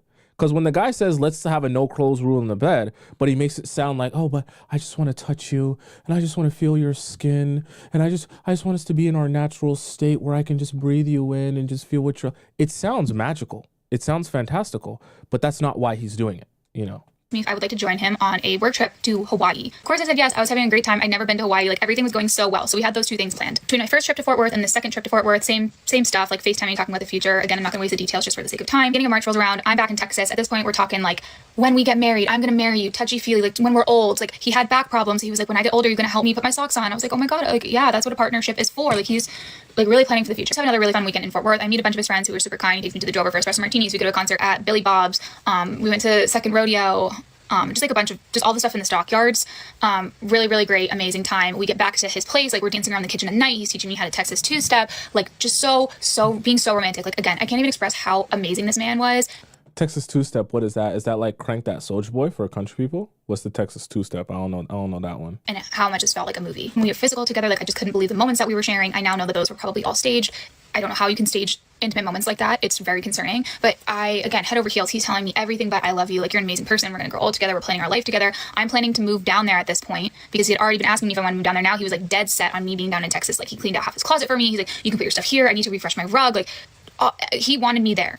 And with how well things were going, I was starting to open up to the idea, and I was trying to see if I could get my job to be fully remote or potentially find a new job. That way I could go and be down there with him. And he kept telling me, the day I drive my truck up to get you in New Hampshire is going to be the best day of my life. I can't wait to have you here. Like, just all this stuff. He takes me to this diner that he frequents for breakfast and brunch. He's friends with the staff. I'm just amazed at like how well connected this guy is and how much good company he keeps. He's taking me on his Sunday errands, like wash his truck, which that's just like a whole other thing. This weekend in Fort Worth is wrapping up, and now we're both dead set on our trip to Hawaii, which is in 2 weeks. So we're planning for that. I'm buying bikinis, buying outfits. He's like, last time I went to Hawaii, I did XYZ. Like, we're just planning out the whole thing, and we're both very, very excited. And I'll tell you about Hawaii in part 5. Refresher, this is who we're talking about. I've known him for over 20 years, and I have been his girlfriend / seeing him since Thanksgiving of this past year. I thought I was talking too slow in the first parts, and I think I talked too fast in the most recent one. I left out a lot of stuff, so I'm going to share some random details before we talk about Hawaii. The love bombing was still continuing. He was telling me he's never felt like this before. He gets butterflies when he sees me. This feels so right, yada, yada, yada. He would constantly pay for everything. I offered to pay for stuff all the time, but he told me there's like a 90-10 rule. He had a provider mindset, which I respect. I respected, but never expected. I always expected to be an equally contributing partner in my relationships. He just wouldn't let me. He's very insistent on buying things and spending money on me. I also forgot to mention the first time I visited him in Texas, he asked me to be his date to his brother's wedding. That was in May. He also asked me if I would be his date to a wedding in Florida where he didn't yet have a +1, but he was going to ask his friends if he could bring me. Also, I'm not going to touch heavily on this because it is very personal and I want to respect this person's privacy, even though they clearly do not respect me in any capacity. He also had a lot of family problems going on, and that deeply, deeply affected him to the point where I didn't ask about it because I knew the attitude would just shift, if you know what I mean. So anyway, we leave for Hawaii on March 18th, and the trip is absolutely incredible. This part is where it's going to get really hard for me to talk about, but this was us on the trip. This was the day he asked me to officially be his girlfriend. He planned it out. He took me to a spot to watch the sunset. He said he had it planned out for weeks, and he said that now whenever we come back to Hawaii, because at this point he would go once a year for work, that we would have a place. And I just can't even explain like the connection that I thought that we had and how deeply, deeply in love I was with him and how deeply I thought he was giving me back that love when he wasn't. We truly made such a good team. We rented a Jeep, we drove around the island, he worked, I did my own thing, we met back at the hotel, we planned out our days and nights. The weekend when he wasn't working, like we just had so many things that we were hitting, we just drove around the island, and he was just constantly telling me that we're such a good team and that he loves how I'm adventurous and fun and that he just like loves doing life with me. And he's just driving the Jeep, he's holding my hand, like kissing the top of my hand, just like looking over at me while he's driving in all our places. Like you get the details, like it is so hard for me to talk about because that was so real. I was so invested in this. Another photo of us on the beach. Like we just did so many fun things. We saw so many places, ate so much good food. He wanted to get matching tattoos at one point. Thank God I did not do that because I almost did. Chat, should I get a mustache? I be seeing a lot of girls love the guys with the mustache look. Is that like, maybe I've been lost all my life that the mustache is the look that the guy should be going for. I don't know. Sometimes I see the mustache look and I'm like, oh, that's the look that they want. We did not get matching tattoos, but he brought that up. I did, however, jump out of a plane for this man. We went skydiving, which was super, super fun. Not for him, I did it for myself, but we just did so much. Like I can't even explain how much fun it was. And I thought that this trip really cemented where our relationship was going. The things that he said to me about how he cannot wait to plan our life together, how the weddings are coming up, we're going to be traveling to Tampa, how we are just so similar, we're so different, but in such good ways. Like he is just telling me the most incredible things about how I'm the most amazing person he's ever seen. He's never had a connection like this. That just like classic stuff. But I really like want you to sit with me.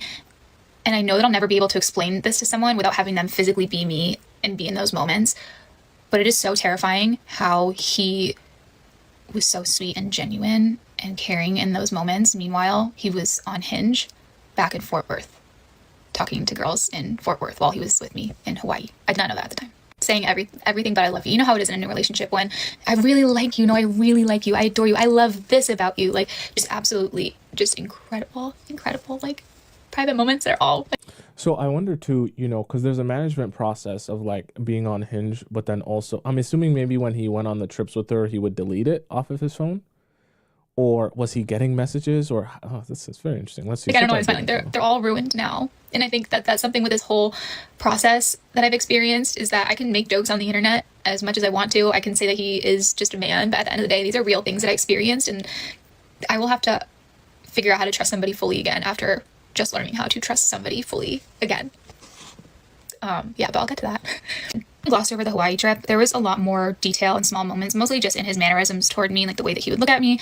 But I genuinely just can't talk about those right now because I will turn into a puddle. So we'll move on. By the end of the Hawaii trip, he kind of had it in his head that we could be travel influencers. I already have somewhat of a platform because I was a skincare influencer in like 2022. If you remember that, you probably haven't seen me on your free page in like 3 years. So hey, the Hawaii trip is over at this point. We're in the airport ready to go home. But we're on separate flights because I was going back to New Hampshire. He was going to Texas. He was waiting for me to get on my flight because I boarded first. So he waited for me. I was the literal last person to get on the plane because I always do that because I don't want to sit on the plane if I don't have to. Get my boarding pass, and he stood there and waited for me and watched me and said goodbye as I cleared the tunnel into boarding the plane. And I sat down on the plane. He instantly texted me, said, "I miss you already."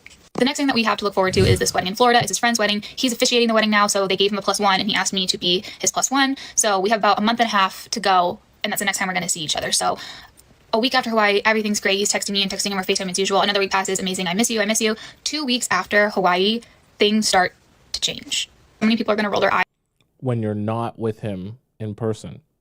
This is why I always talk to you guys about the long distance relationship kind of trap there, because I mean, things can be good when you guys are in person, but then what happens the other, 6-7 months out of the year where you're not being able to see that person? What are they doing with their time now? And how does the relationship hold up? When I say this, but I'm an extremely intuitive person. I pick up on shifts in tone, text messages, like I just pick up on all that stuff. That being said, I'm also a very communicative person. So in my relationships, communication is key for me. If something feels off, I'm going to say it. I will never push for an explanation, but I will never not bring it up for the sake of my own sanity. I noticed little by little that he's not texting me as much. He's not texting me first thing in the morning. He never texts me goodnight anymore. He stops calling me babe, baby girl. Like he called me babe like after every sentence. Like he just stopped doing those things. And I didn't think a whole lot of it because at this point his work situation was not the best and he was very stressed, and I was trying to give him grace, give him space. But at the same time that he was being weird with me, he was just continuing to go out with his friends. This man was a very social person, so I'm not going to knock that. I'm gonna leave it for what it is. He was always doing something, whether it was a rodeo, a concert, going out with his CrossFit guys after. He's just a very busy person. So I was just giving him space. I'm like, Guys, It kind of sucks that he's not texting me. I could see he was at like a bar because I could see his location, and I really, really tried to not let it affect. I wish he was here. I wanted to ask her too, are all his guy friends single, or are most of them in a relationship? Because here's the thing too about, I'll just be real with you. Like, if a guy only has single guy friends, there's going to be a little bit of a disconnect, because just to be real, when all guys are going out, like, we're going out with the understanding, like, hey, we're trying to be around girls, so that we can, talk to some girls, like, we like spending time with the boys, but if we go out, we would love to see some girls and talk to some girls. So it kind of puts you in a weird situation if you're the one guy in a relationship and then all your friends are single. They're going to want to be around girls and, talk to girls and flirt. Like, that's the MO. I just brought up casually. I said, hey, I know you've been a little distant lately. Like, is everything okay? Are we okay? What's going on? He assured me everything's fine. I have nothing to worry about. He's just stressed at work, and that he'll be better about texting me when he goes out. And I wasn't asking for much. I was just asking for a simple, hey, like if it's Friday, I would ask like, hey, I'm not going to be able to text you much this weekend, which I personally believe anyone can make time to communicate with you. But all I needed was, hey, it's Friday. I'm going out with friends this weekend. I'll catch up with you when I can. Good. Like, I was just asking for very basic communication. He didn't really make much of an effort. If anything, he got more distant, and I truly, truly tried to not make myself go crazy. So I was keeping myself busy. I was trying to be like, hey, can we book our plane tickets for Florida? We're planning the Florida wedding. I had invested in dresses for not only the Florida wedding, but also his brother's wedding. So we planned to do Florida. And then the next week he would come back to New England because that's where his brother's wedding would be. And I asked him if he wanted to get dinner with my parents. And if I had to put a pin in where the relationship went wrong, looking back on everything, it would be this exact moment. I said, let's get dinner with my parents, like while you're here, so they can like meet you as my partner. He just replied with, I would rather myself than sit at a table with my mother. I was so caught off guard.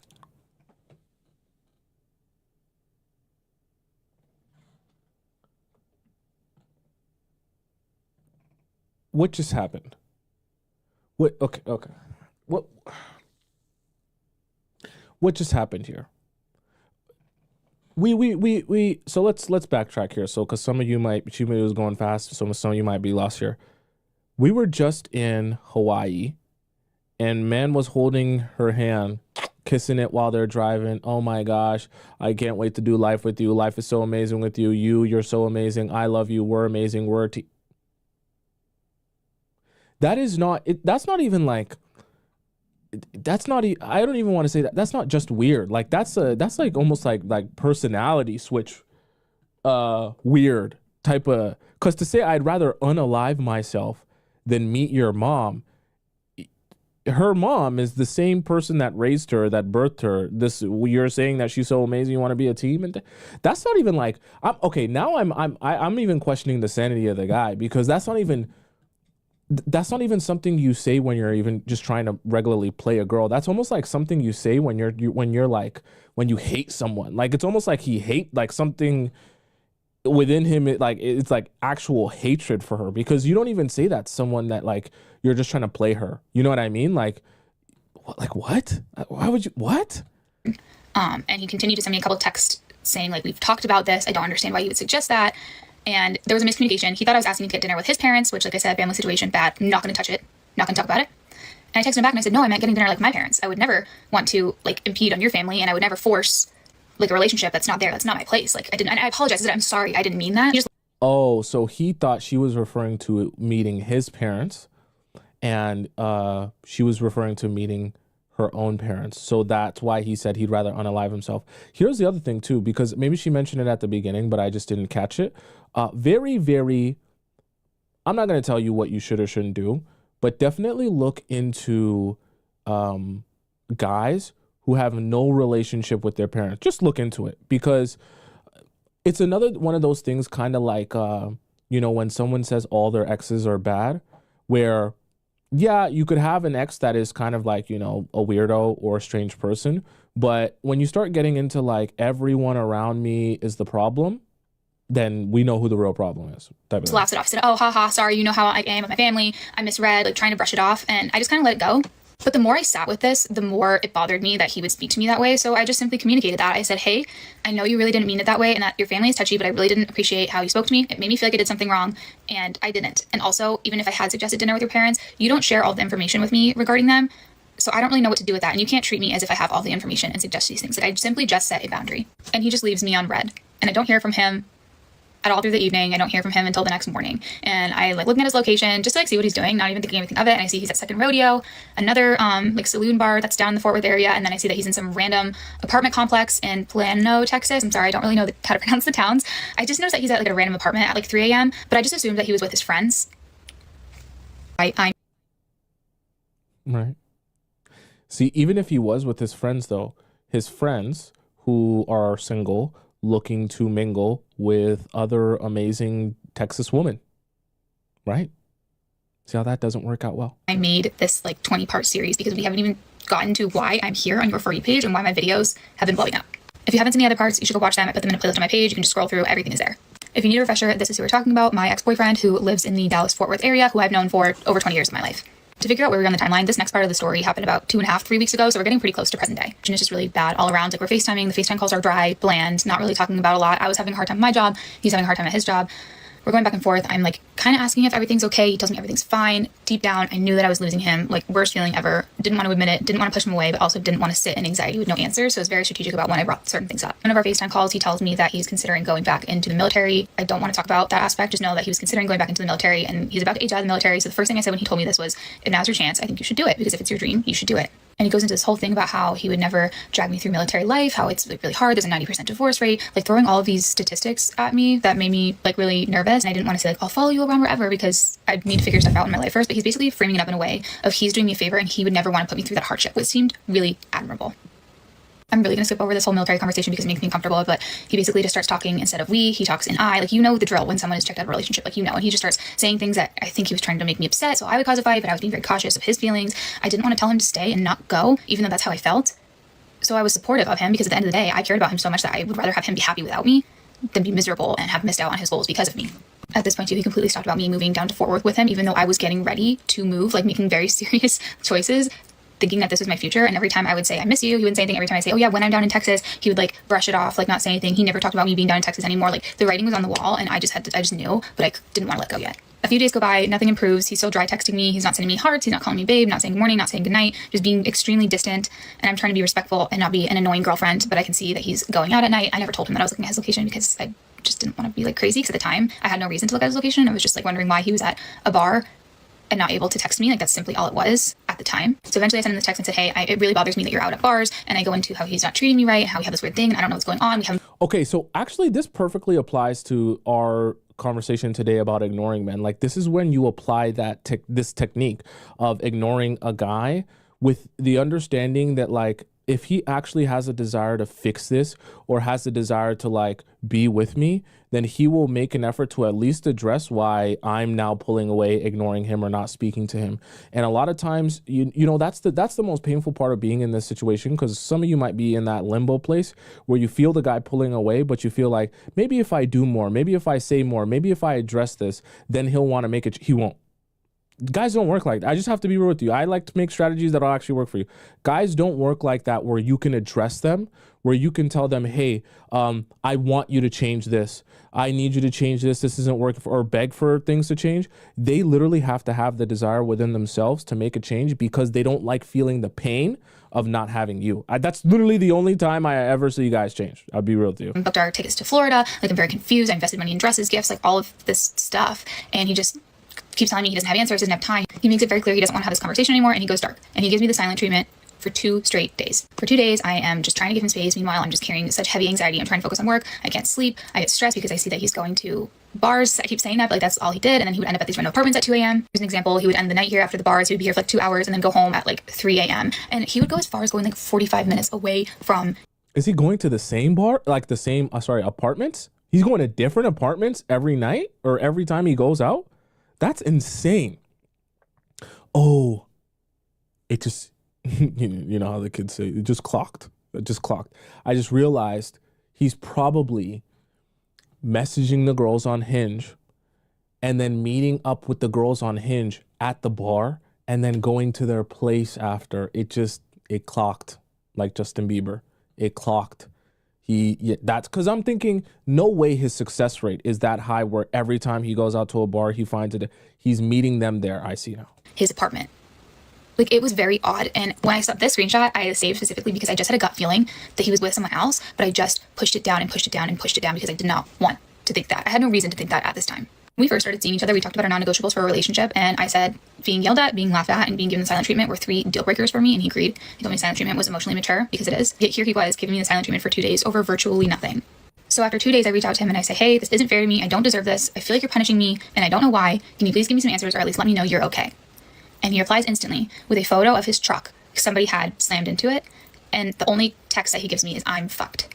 Nothing else. I ask him, are you okay? Silent. This man did not give a fuck that I was in another state, unable to help him, that he just sent me a picture of him being in a car accident with absolutely no explanation whatsoever. Like, he simply did not care. I did not hear from him for days after that. I've been really bad about including my receipts, but here's the screenshot. So he sends me this. He says, I'm fucked. I said, oh. The way she described it, I thought the whole front of his truck was like gone. I thought it was like, you know what I mean? Like, in my mind, I was imagining, like, you know how they have the Ford F-150? I'm imagining like the whole front part's just bashed in, the way she was kind of saying that. And it's like a little side swipe here. It's not even on the driver's side. He could drive the car away. I'm not gonna laugh at anyone's trauma. I'm not gonna laugh. Look, are you okay? He doesn't answer, and then I text him in the morning just asking if we can talk, because it's not fair that he's just simply not communicating to me. And what I now know, which I'll get into how I know this really, really soon, I promise, is that he was on his way to a date with another girl from his gym when he got in his car.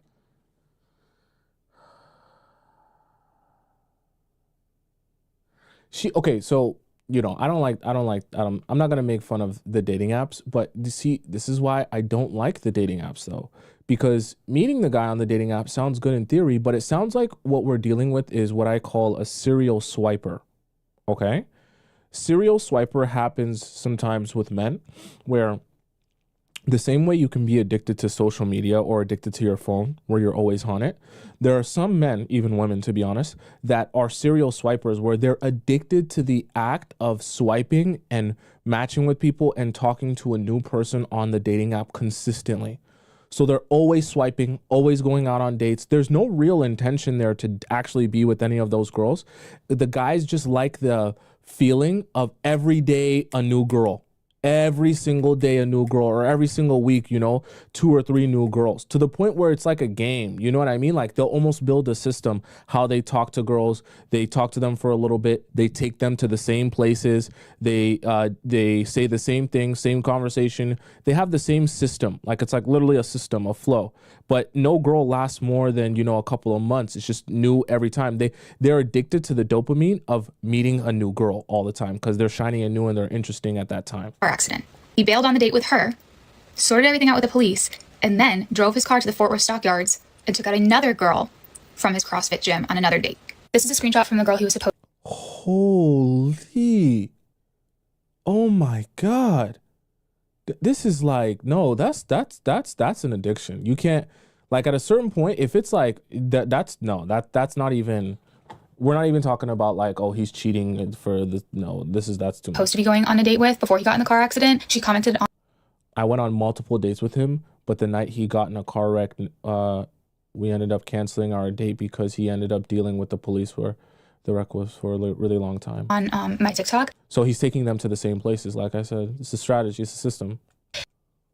And I only know that he actually went on a date with another girl because someone in my DMs who's close to him said that he saw him with a girl that night. So I know that there were 2 girls, because she said that she didn't meet up with him, and they said that he was there with another girl that was also from CrossFit. Crazy. And I'm going to kind of fast forward through the next week or so, because it is kind of repetitive. It's just the same patterns of silence, dryness, me asking for connection, me reaching out, me him space, because he has a deeply avoidant attachment style, and I knew the more I pushed, the more he pulled. I admittedly have an anxious attachment style, and this triggered every aspect of that, and it took so much for me to just have the patience and grace. Someone said it's a system strategy, but what's the end goal? For the guy, there is no end goal other than the feeling of dopamine when you meet a new girl and you sleep with her for the first time. For guys, women are usually the most interesting when they're shiny and new. Because you haven't slept with her, you haven't experienced her. So that's when he's the most excited to meet a new girl. That's when he gets the feeling of accomplishment of sleeping with that girl for the first time. After that, she's no longer shiny and new. It's not as novel or special to the guys that are in that serial dating, serial swiping mindset.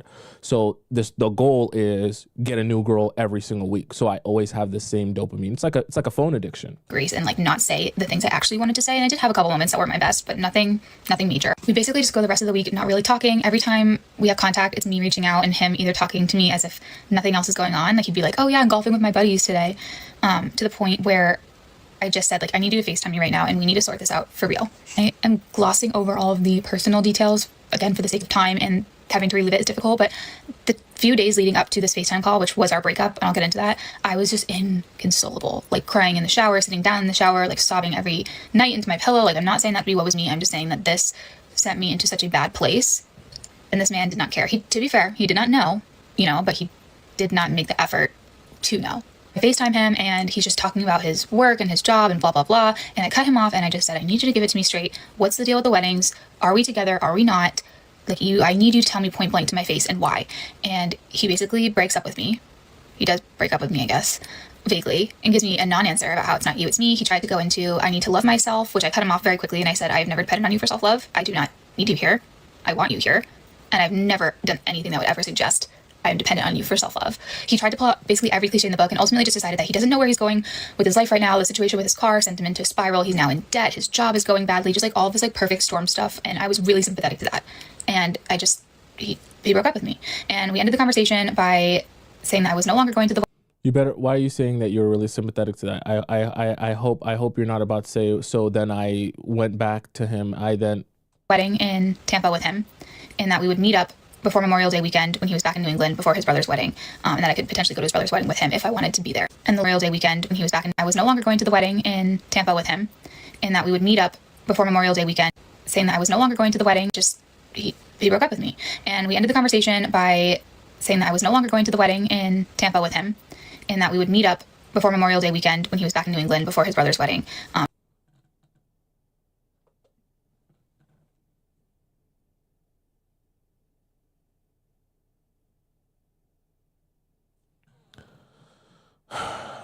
This type of stuff, it raises my blood pressure because I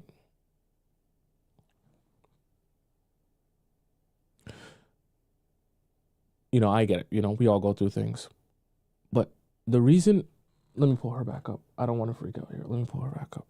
The reason that oh my God, you FaceTimed him so that he can give it to you straight, that you don't have to spiral anymore. He gives it to you straight. And then you proceed to sympathize for him and then agree to see him again. I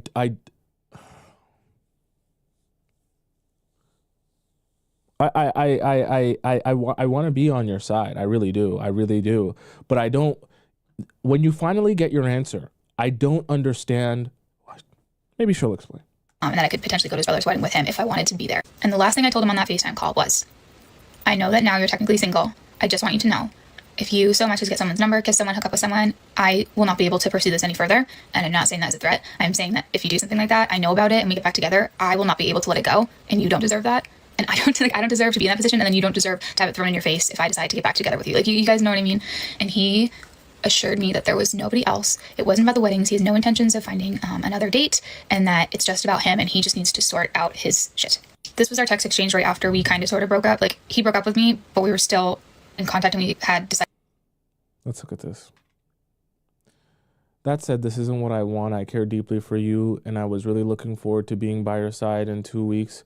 I know I can't make someone stay. Oh boy. And I want what's best for you, but if you ever feel differently to talk about things, I'd like to do that. But so the reason I don't like this message, I wish I could sometimes be by you all and help you send the message. The reason I don't like this message is because it gives, the type of energy that, hey, if you don't want me, I'll wait for you until you decide to want me. And then when you want me, I'll still be around for me to be with you because I want to be with you so badly. That's not the type of energy you want to be giving as a woman, because immediately when you give that type of energy to a man, he'll say, perfect. then I'll put you on the back burner, do everything that I want to do. And then if I have no other options left, then I'll come back to you when I feel like it. Or if I'm lonely, or if I'm striking out, no one wants me, no one's talking to me. Or if it's convenient for me, then I'll come back to you. Like you can't literally put yourself on a platter as an option. Guys will take that opportunity and they'll run with it, and they'll never make you a priority. Never. Thank you for being able to understand where I'm at right now, which is basically saying thank you for being an option and accepting your place as an option. I appreciate now that you know your place to not be my priority. That's what actually that sentence means. It's definitely not where I thought I'd be or where I want to be. I just need to get myself way more grounded in life right now. You know what's ironic about that statement? This is not to make fun of, the guy or anything like that, because she's telling her side of the statement or the story. But you know what's ironic about that statement? And this is something I can speak to as a guy, because guys have this struggle. Lust is taking such crazy control over him in his life, if what she's saying is true, that it's not a surprise that he's not in the position that he wants to be in. There's a very spiritual side to, relationships and love, and especially lust as it relates to men. When you allow lust to control your mind to the point where every day you need to sleep with a new woman, you need to be talking to a whole bunch of different women, you can't, it's like an itch, it's an addiction that you can't get a hold of as a man. That's how you end up in these situations where your job's messed up, you don't have no car, you don't have no license, you need this, you need that. Like everything in your life is in disarray because all your focus and energy is centered around chasing lust. As a man, I'm telling you this. So that's why I say quite interesting that he continues to talk about how in disarray his life is, how he has no direction, but it seems like the only thing he's able to focus on a consistent basis is lust or chasing lust, going out to the club, going to a girl's place, being on Hinge, meeting up with another girl, going out on another date, right? So it's crazy how that works. I know it's not, I just don't want to hurt you anymore by navigating this long distance. I want to get settled and have more to offer, especially if I'm able to move either up there or if you end up in a remote role. But right now, I don't want to drag each other through this. Decided that we were going to see each other at this point over Memorial Day weekend. At this time, he also got multiple pieces of bad news. That's an unbelievable amount to carry. I know you tend to go inward when you're overwhelmed, but like I said before, you don't have to go through all of this alone. Not if you don't want to. This is after he broke up with her, right? Right. If you need someone, this is kind of blocked here. Just listen. I'm here to get on a plane. Wow. She's texting all this blue. All this blue. I'm going to give you the space you need. Oh, you didn't reply. Won't be reaching out. I don't want to overwhelm you, especially not right now. I know I sound like a broken record, so then why are you sending the same message? But I'm here if you need someone. When you're home in a couple of weeks, I'd love to see. Wow, she's spiraling. She's spiraling. This is when you have to put the phone down, really. No, really, really, I mean it. This is why sometimes I say, like, you just have to put the phone down. You just have to block the number for yourself sometimes, not even for him. Because you're at this point, your spot. Look, there's actually a third message here on top. We can't even see it. It's cut off. But there's a third message here on top I can see that she sent. So she sent 3 messages in a row. He hasn't responded. And every message is like, I'm here for you. And he's not even and he was just really going through a lot, and I was really empathetic towards that. And I was really just putting my feelings aside and trying to be there for him. I offered to get on a plane to see him. He just left me on red. He was golfing with his friends, I later found out. And then I just said, I'm giving you the space. Like, I know I sound like a broken record, but I'm here. Like, I don't know how many times I can say I'm here. And then I told him, in a few weeks, I'd love to see you. I don't know how many times you can say it either. Why do you keep saying it? I'm not trying to be mean, but it's like, why though? He kind of reached out and sent these weird evasive messages. So I just repeated myself and said, like, let's talk everything out face to face, like when I come see you. And he then starts going to he doesn't have any answers. He doesn't have anything to lay out. And so I just said, fine, I'll leave you alone. And the only thing I asked is if he would acknowledge in some way if this is what. Okay, but why do you keep saying that I won't reach out, but you keep reaching out though? Why do you keep doing that? I hear you. I'm sorry you're going through so much right now. I won't keep reaching out. If you and won't it's cut off there. Don't need to make any plans when you're back. Oh, sorry. I think it says, and we don't need to make any plans when you're back. If this is what you want, just at least let me know or acknowledge that in some way. I deserve clarity. But Casey, he gave you clarity though. He broke up with you to your face. I mean, not to your face, but over FaceTime. Unless this is beforehand, he gave you clarity on what it is. See, now we're getting into territory where it's like, before you were looking for answers and it wasn't clear exactly what you guys were doing here. But then when he gave you answers, you didn't want to accept those answers. Now we're getting into like, you're self-sabotaging because you're now twisting the narrative to be what you would rather believe in as opposed to what the truth is. He told you he wants to break up. But now in your mind, you're saying, no, he didn't actually want to break up with me. He just isn't ready right now. So as long as I wait, he'll be ready eventually. That you changed the narrative into that for yourself. What he wants, and he left me on red. These are all of our final messages, but I'll start with this one at the top. He left me on red for 2 days after I asked for some sort of... Let's see what this says here. It's cut off there at the top. Now I think you want answers. I can't give you. I'm sorry. He broke up with you, so that's the answer. Hey, do you have a minute? I'm sorry, this is random, but I wouldn't ask if it wasn't important. Hey, everything okay? He said. All right, so acknowledgement. He just said he doesn't have the answers that he can give me, like very evasive, very non-answer. Ignore this stuff for now. I'll get into that in a little bit. I never replied to his initial message because I was truly just so heartbroken. I could not accept the fact that I was losing what I thought was my person. I just kept replaying all these incredible moments and looking back at what an amazing human being I thought he was and just figuring out what went wrong. Like, what happened? How did he flip a switch? Like, is it that he cares about me but he can't express it? Is it that he just doesn't care about me? Like, what? This is the exact moment where you have to step outside of your house.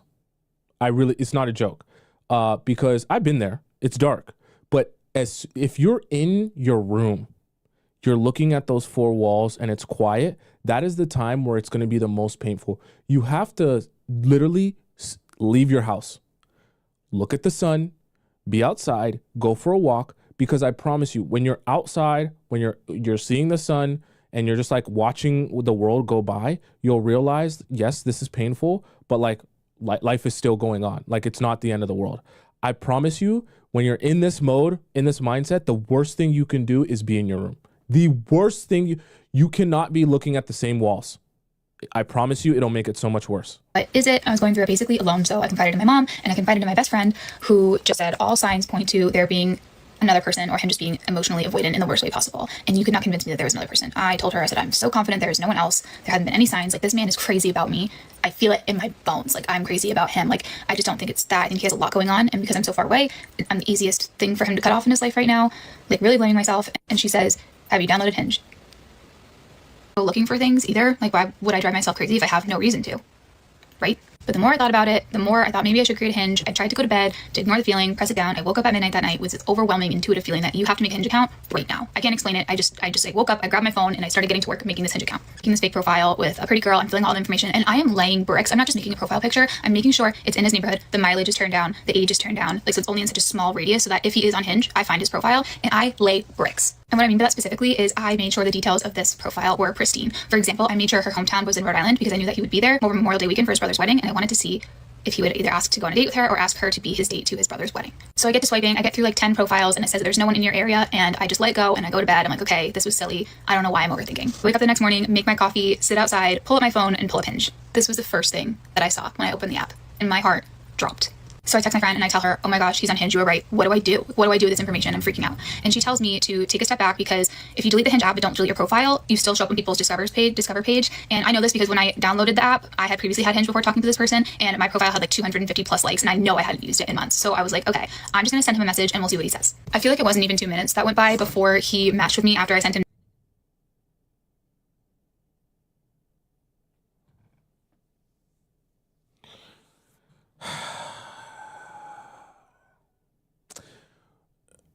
We're in a very dark place when we're messaging our once boyfriend, now ex, as a different person on Hinge. We're in a very, very, very dark place. Very dark. At that point, I don't even, you can't even call this a cry. I don't know what we would call this, because you guys are broken up. So here's the problem with this, right?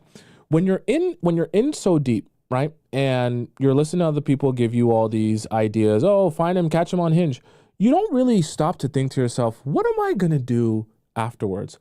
Or what is my desired outcome? I love talking about desired outcomes, because here, let's ask ourselves, what is the desired outcome here?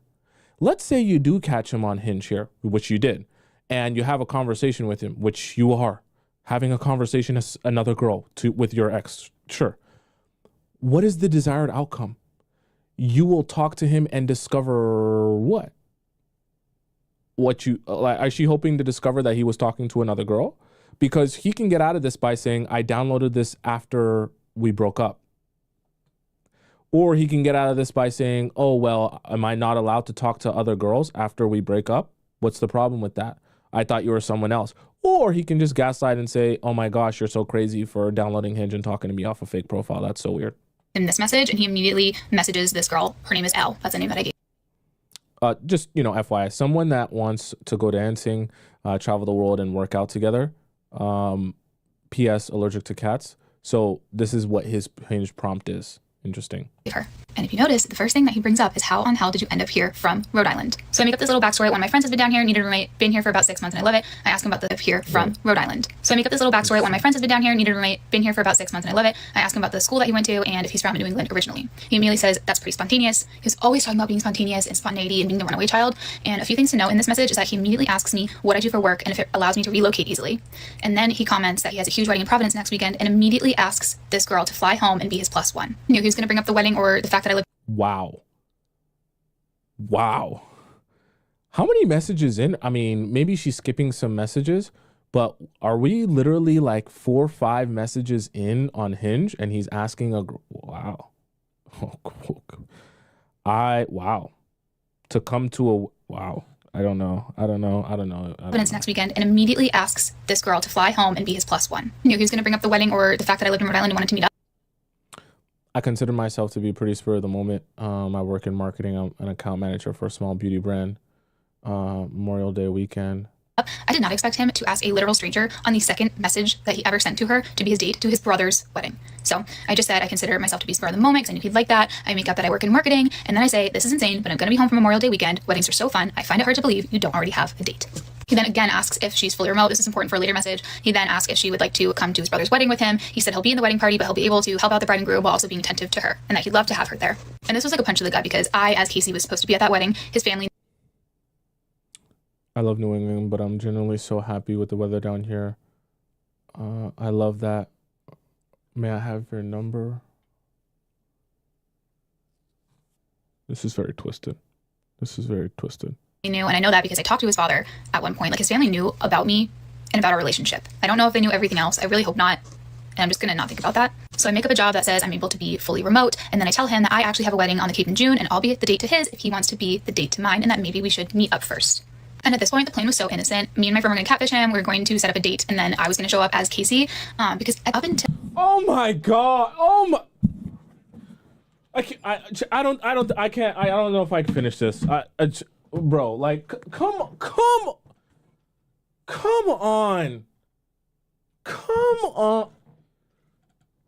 Oh my. I tell you, boy. The plan was to, oh my God. Oh my. I'm over here thinking, okay, she wants to get information on the thing, and then maybe she's going to call him out, whatever, get her clarity, or bro. I tell you, boy, what do you think's gonna happen when you pull up, faking catfishing him, and then you're gonna pull up and do what? You just make yourself look dumb. I love you, Casey. I want you to win, but and I'm glad you're sharing your story honestly. But why would you even do that? What's the purpose there? But because the reality of it is, okay, I get it. You catch the man in a lie. Oh, haha, I got you. I tricked you. Now I know the truth. It's like, okay, so you know the truth. Are you guys going to be together? No. Is he going to really admit to doing something wrong? Probably not. He's going to gaslight you most likely. So what are you really going to get out of that? A viral moment, where you're yelling at him in a store, embarrassed as hell? Do you really want to be the girl, when your next guy is with you, it's there's a viral video of you out catfishing your ex-boyfriend at a restaurant and you guys are yelling it out and that video's viral? Is that what you want your next guy to see? This is why I'm saying, like, when you think about your desired outcome or like your plan, you have to think also about of the consequences. I get it, she's emotional, and everyone makes mistakes. I'm not perfect either, but like we're at the point now where you're literally having a conversation with your ex-boyfriend as another girl. Don't we think we've gone far enough that you actually want to? Why would you even want him to know that you went to these lengths? Do you understand? Okay, one second here. Do you understand how much of an ego boost it is for him to feel like I matter so much that this woman has taken the time to make a whole fake profile with fake prompts and a fake bio to just find just me. She sifted through all these people on Hinge to find just me to talk to find out information about me and meet up with me. He's going to think he has the biggest, thickest, most amazing D game on this planet. So who's really winning? You've boosted his ego to the point where he will never, ever lack confidence. He'll be like, damn, I'm that dude. He might even say, I'm that N-word, okay, to himself, because he really feeling himself. He must be like, man, these N-words ain't got nothing on my D game. Because the way the girls act when I put them down, they go crazy. They start making Hinge profiles. They stressing out. They growing gray hairs. They going crazy. That's what he's going to be thinking in his mind. And you're going to give him like the ultra confidence boost that any man could ever receive. So I don't understand, like the person walking away with the win at this point is damn near him. Is really him. Because this confidence that he's going to receive from this whole ordeal is insane. That you want to meet up with him and actually show him that you went to these lengths. Like the FBI. Why, I tell you, boy. Till this entire point in this entire series, I am very well aware that, yeah, there's some weirdness going on, but this is a black and white relationship of like boy cheats on girl and nothing super serious has happened yet. So just take that for what it is. He asked if he can have this girl's number. I play it off and I just say, I don't want to give you my number yet. I've had some weird experiences. Let's get to know each other first. So he tells me a little bit about himself. Nobody cares about that, so I'm going to skip over it. And he starts going into that he's flying out for a different wedding. He's going to be back on Monday or Tuesday before he goes back to New England and wants to meet me in Fort Worth first. He says he's officiating this wedding, that it's in Tampa. Can you imagine meeting your boyfriend for the second time? It's on Thursday. It's extremely formal, all black, on the water, and figures it would be too spontaneous to take me to this one.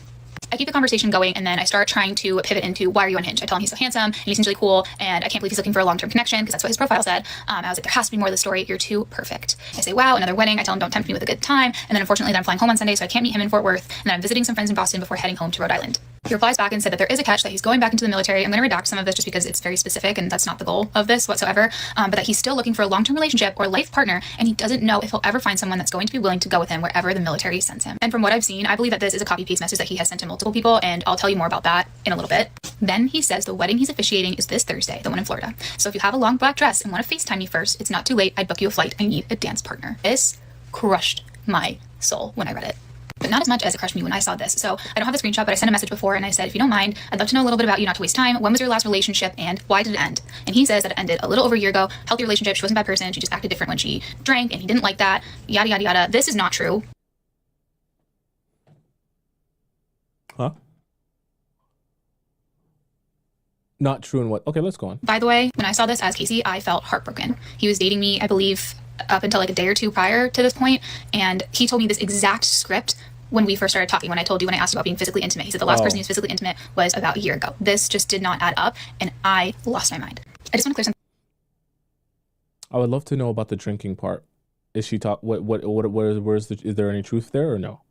Interesting. Before I get started, I was never engaged or about to marry this person. The title from the series was inspired by Lisa Tisa's series, Who the Fuck Did I Marry? Definitely go watch her content. I just thought that everyone was as chronically online as me and would get the reference. I was not trying to rip her off, and I was not going to marry this person. Thank God. I just really thought that this was my person, and I thought someday that we would get married. We talked about getting married all the time. He said he wanted to marry me.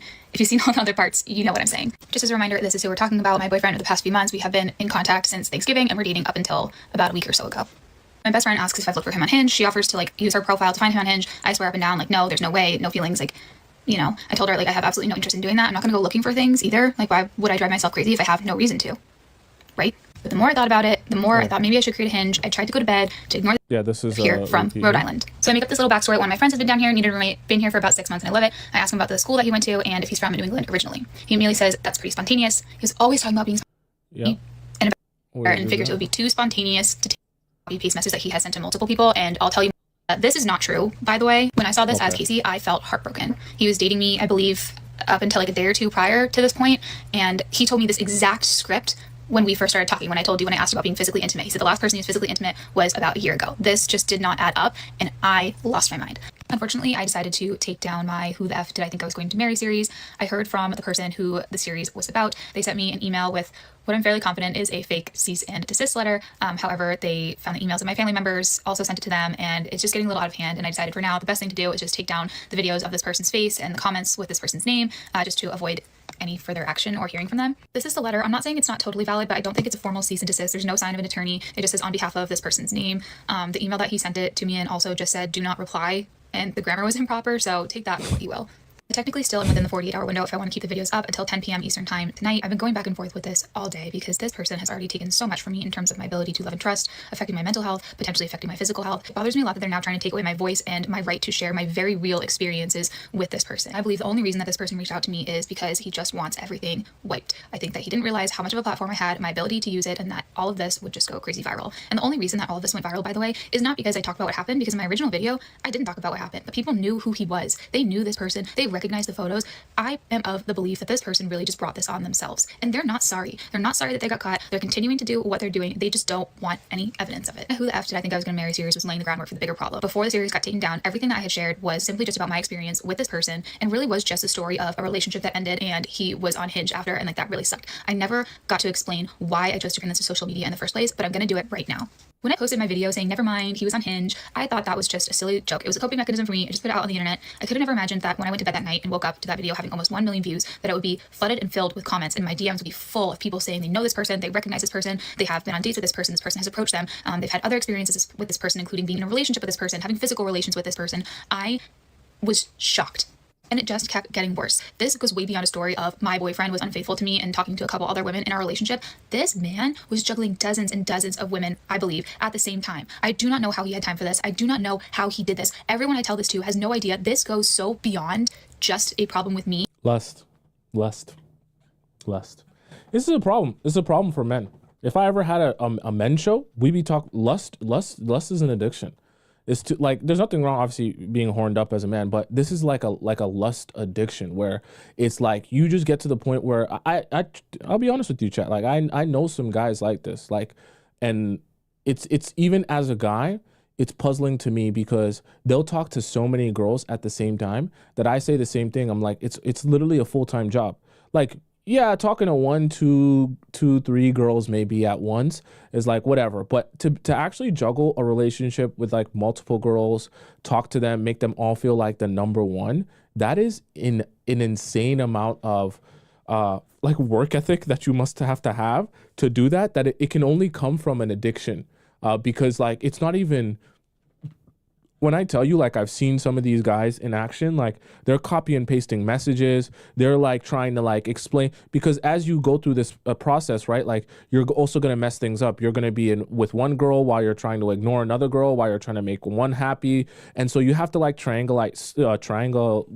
have to reorganize stories, change this, change that, make this true, make her believe that. So I'm telling you, I've seen it, the back end of it, and guys are like full-time jobs. But the reason I say that is because no wonder his life was in disarray when lust is such a big part of his zapping his energy, right? He's addicted.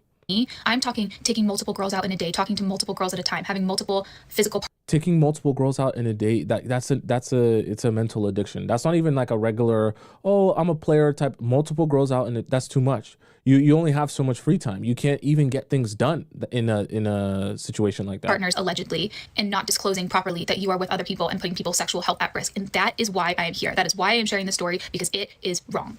If you watched part of my series, you know that something I said in there was when I was physically intimate with this person, we had the conversation of if we were with anyone else. We both said that we were not. This person specifically said that they were not with anyone for a very long time and that they were clean, and reassured me that everything would be fine. I come to find out that that is not true. I'm not saying this person was not clean. I truly don't know any of that. I'm going to take care of myself this week. However, I do know what was not true was that I was not the only person this man was being physically intimate with. My DMs are overflowing with people saying they have had an experience with this person or know someone who has had an experience with this person, whether that's dating, hooking up, getting their phone number at the gym. I am talking friends. I am talking former coworkers. I am talking former coaches. I cannot explain to you how widely this is spread. It is honestly almost unbelievable. I don't even believe it myself. know how this person had the time, the willpower, the energy, or even could think to do this. I am talking perpetually unhinged, constantly, 24/7. I mentioned that I made a fake profile and caught him unhinged. So did 4 of my friends. Collectively, there were 4 or 5 profiles of people that he was talking to, having the same conversations with, trying to tell them that woe is me, I'm never going to find a girl who's going to follow me in through the military, yada, yada, yada, inviting them to these weddings, offering to fly them out, just absolutely insane stuff, saying he wants to pursue them, he wants a connection. I can't even get into the details because it is just so horrifying how meticulous and thought out, or maybe there is no thought, just how copy and paste these conversations are of everything else. The situation with me, I was his girlfriend. From what I understand, I was his only girlfriend, and granted I didn't live in Texas, but I was willing to uproot my life to move to Texas for him. He made me feel like I was the most special woman in the world. I loved this person so deeply. So to find out that they're basically an entirely other person and doing all of these things and being with other people to a absolutely horrifying level. Like, I can't explain, this isn't 1 or 2 people that they cheated on me with. That's it. I saw this man posted in the Dallas Fort Worth "Who Are We Dating" group. The comments, hundreds of comments, people saying that they're currently hooking up with him, they had hooked up with him, that he was weird to them, he told them that he loved them. Like, everyone has a story, and somehow the stories are all so similar and so different at the same time. Honestly, one 10-minute video on TikTok isn't enough for me to get you to understand the gravity of this situation and just how deeply rooted it is and how sinister it is and diabolical that this man had a web of women, not even limited to Dallas Fort Worth. I had comments, people saying that he was on the Are We Dating page in Cleveland, that had over 100 comments on it. He's from the New England area. I had people from New Hampshire, Boston, Rhode Island, like, reach out. The craziest part is I don't know when he did all of this. Like, he was on Hinge when we were in Hawaii together, and I had no idea, and I was with him a majority of the time. I truly believe that this person has a real problem and that it is so much more sinister than I could ever imagine. And I don't Lust. I'm telling you, lust. know how to explain that to everyone. The only thing that I can say is that if you are aware of this person or know someone who has been with this person, the most important thing you can do is take care of yourself. I went to the doctor and I took care of myself, if you know what I mean. Make sure that nothing is wrong and stay away from this person. That's the only advice I can give you. And I know that even that won't put a stop to this. There are many other women out there that will probably fall for his charming, kind, like, genuine personality. And Someone said, does he have a job? Here's the thing about lust. I don't want to get too overly spiritual on you guys, but here's the thing about lust. Lust can be like a demon within you. Not like an actual demon, but lust can be a demon in the sense that it will zap your energy as a man, where all of your energy will go towards chasing lust. And you only have 100% of your energy. So as it zaps your energy, because you're always chasing it, always focusing on it, it'll take away your energy from other places of your life, your family, your friends, your relationships, your work life, right? All that stuff. So that's why his life is starting to become in disarray. Everything bad is happening, right? He has no energy for anything else. He can't attract anything else into his life, right? He can't attract good people into his life. It's only lust that he focuses his time and energy on. He can't attract even good things, good opportunities into his life. His mind is only focused on lust. I'm telling you, it sounds very heebie-jeebie, but I'm telling you, that's how it happens. It's like a demon within you. When you can't control yourself, it's all you think about, all you spend your time focusing on. and never know. Because honestly, if I never posted my TikTok, I never would have known this. I never would have known that the person that I was with, the person that I was dating, I thought I was going to spend the rest of my life with, because that's what they told me they wanted, the person that I was going to move halfway across the country for, was being physically intimate with other women and not telling me. I feel disgusting and out of touch with my own body. I can't even explain, like, let alone the heartbreak of this whole situation. I can get over that, and I'll get over this too, but I just don't feel like myself. I feel so violated. I feel like I have to shower multiple times a day, wash my bed sheets every day, like, wear different clothes. Like, I cannot escape the feeling of what this person has done and is still doing. I don't even think that I have even explained or could get someone to understand the severity of the situation unless you are me or my mother or someone close to me who has watched me experience this firsthand.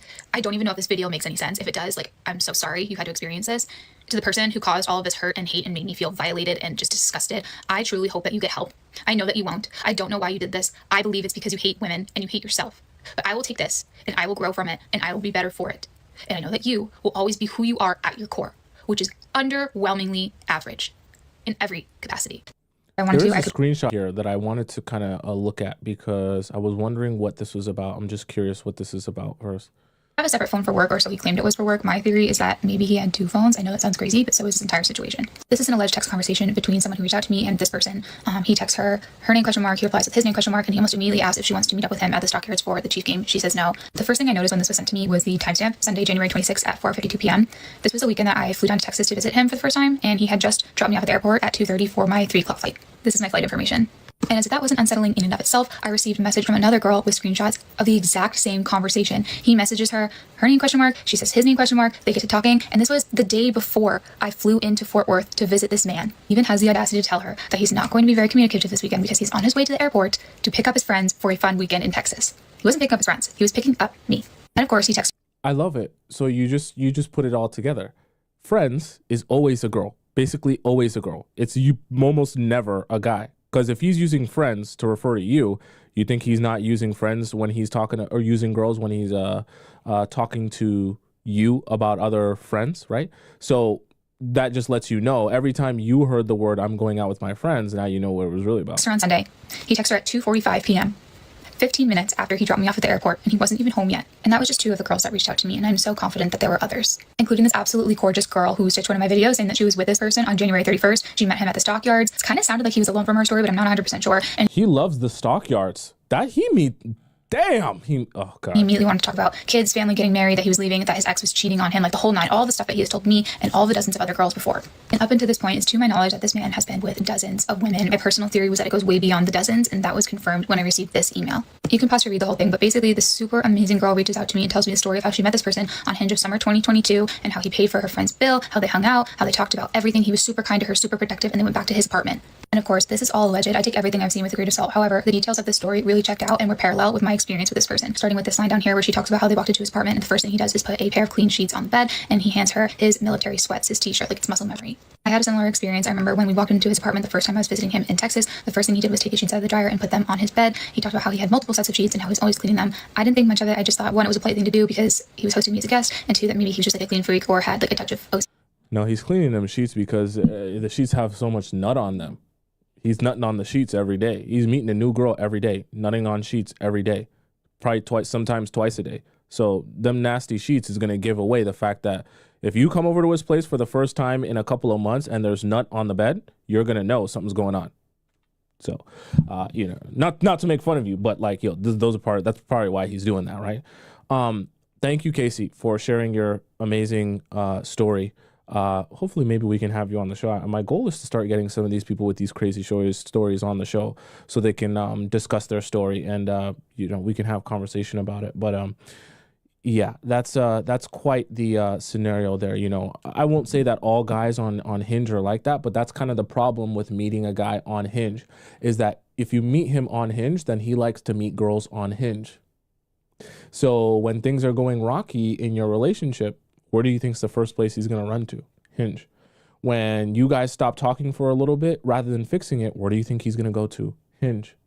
While you guys are dating and you guys are even things are going well and you're on the first or second date, or you're even down the road, where do you think he might still be wanting to meet people or still talking to people on the side? Hinge. So it's crazy how the app that was supposed to be, or not just Hinge, but Tinder, Bumble, wherever. But it's crazy how the dating app that was supposed to be a tool for you to meet the person that you want to meet, when you finally become serious with them, that can actually become the thing that's like pulling you apart or preventing you from being in a good, a positive, healthy relationship with that person. Because I'll be honest with you, sometimes you might meet guys and you might not realize they have even a dating app addiction, a swiping addiction to swiping and meeting a new girl all the time. I'm telling you, it happens a lot with guys. All right, chat.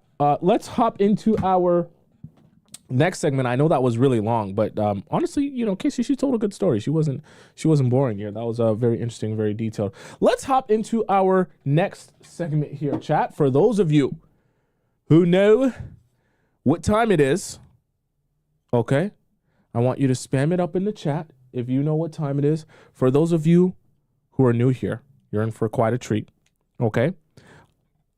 Don't look at your clock. Don't look at your watch. Don't look at your phone. Don't look nowhere else in your entire home. It's an amazing time. It's a special time. It's a time where you're going to laugh and you're going to cry. Loud or quiet, chat.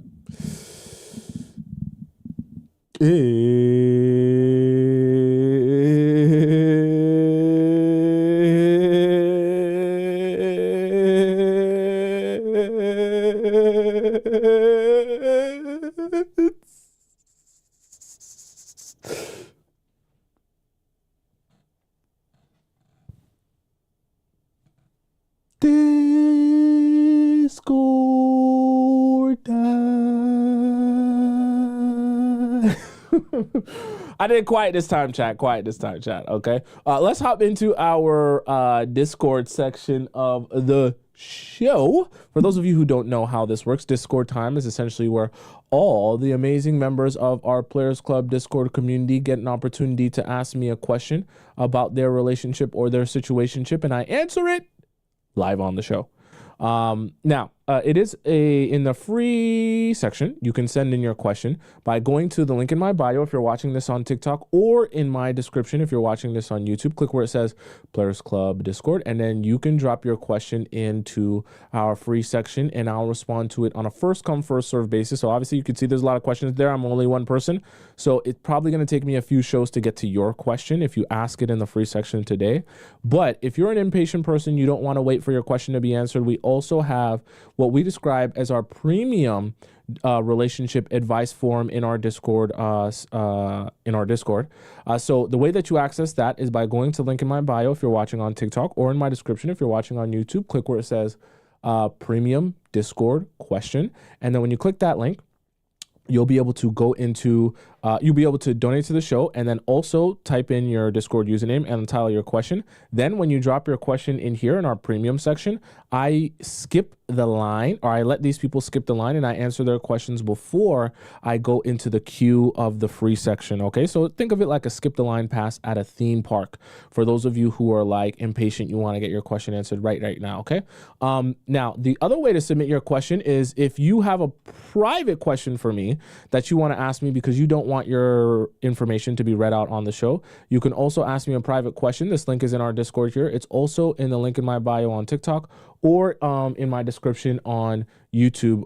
And then you can type your question out once you submit it to me. And then when you submit it to me, I'll respond with a voice message. You'll know it's me because you'll hear my voice, right? So let's hop into our first question of the day. Okay. Our first question of the day comes from Sis. Okay. Let's see what Sis has to say. Okay. Social media. We're just talking about that today. Let me put on my glasses, chat, with my glasses out. Okay. Why does the message start off with when I was 16 years old? Okay. All right. Social media. When I was 16 years old, I was Instagram and TikTok famous off of my looks, and I enjoyed it, and it made me made a lot of money off of it. However, a mixture of creepy DMs, my ex, and my strict family nagging every time I would post made me quit and delete my accounts. Now I have social media PTSD.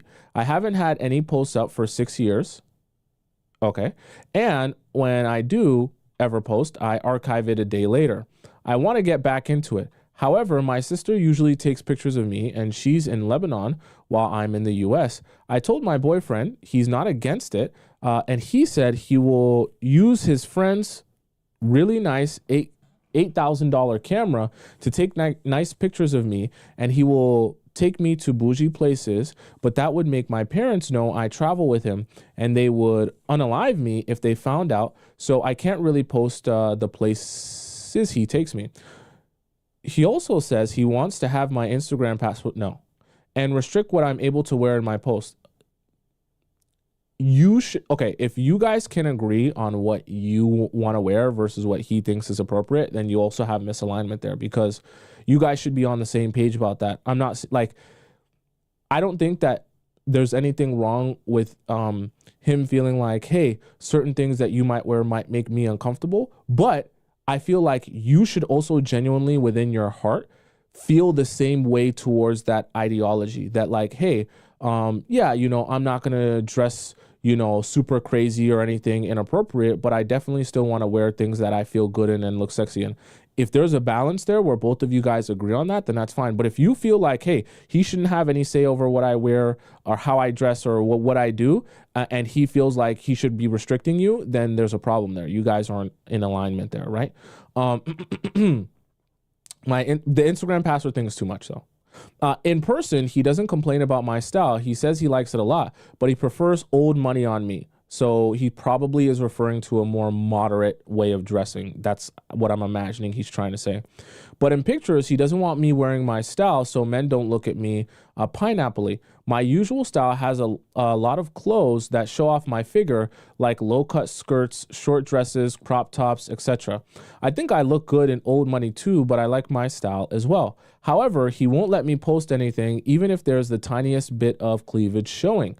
He's very protective over me because when we were out, if he even leaves me for a second, so many men approach me and they give flirty signs when he's not looking, and some even come up to him and call me hot and congratulate him.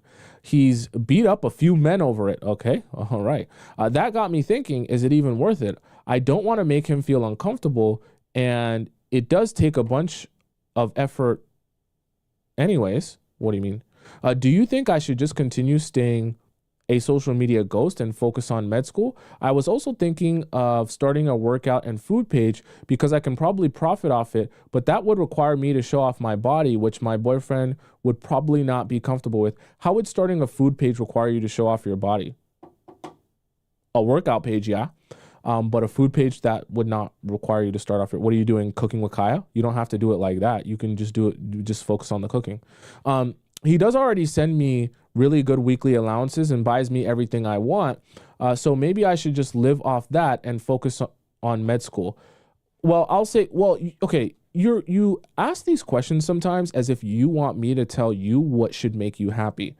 And I can't do that because it's not my responsibility to tell you what you should or shouldn't be comfortable with. From the standpoint of like, do you feel like you really want to take pictures of yourself, look good, wear your low-cut skirts, wear your crop tops? If that's something you really want to do, then allow yourself to do it. I'm not going to tell you what you should or shouldn't do. But if you feel like, he has a point, maybe I shouldn't dress so super crazy, maybe I can post, but it just is not going to be in certain types of outfits, then you guys can come to an understanding and a compromise. But like, I can't tell you what you should or shouldn't be okay with. If that works for you and the way that he wants to go about things works for you, then let it work for you. If you feel like the change he wants you to make is just not you, then be honest about that and speak up for yourself. You know what I mean? I have one more question. Remember the first month of dating, he would send Instagram reels of naked females and say, I'd still hit about one. He realized it was wrong on his own and never did it again for 7 months. However, I wanted to ask you, do you think he will still be loyal from now on? He rejected so many, I think you meant say, this is SM, so many girls and never responded to any since we started dating. So I'm not talking about that type of loyal. I'm talking about loyal in the mind. He wanted to prove to me that he wasn't actually attracted to those females and just sent them out of habit. So we did an experiment where we pulled out pictures of me versus those.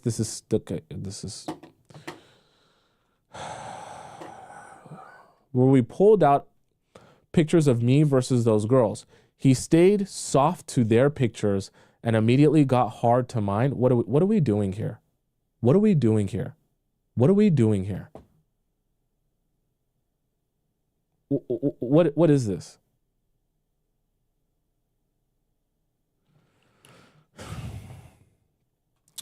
Do you think I should believe him then, or is there some sort of trick men can do with their peepees?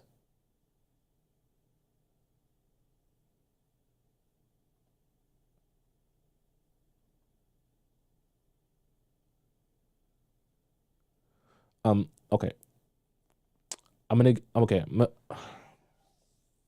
I wasn't expecting this type of question.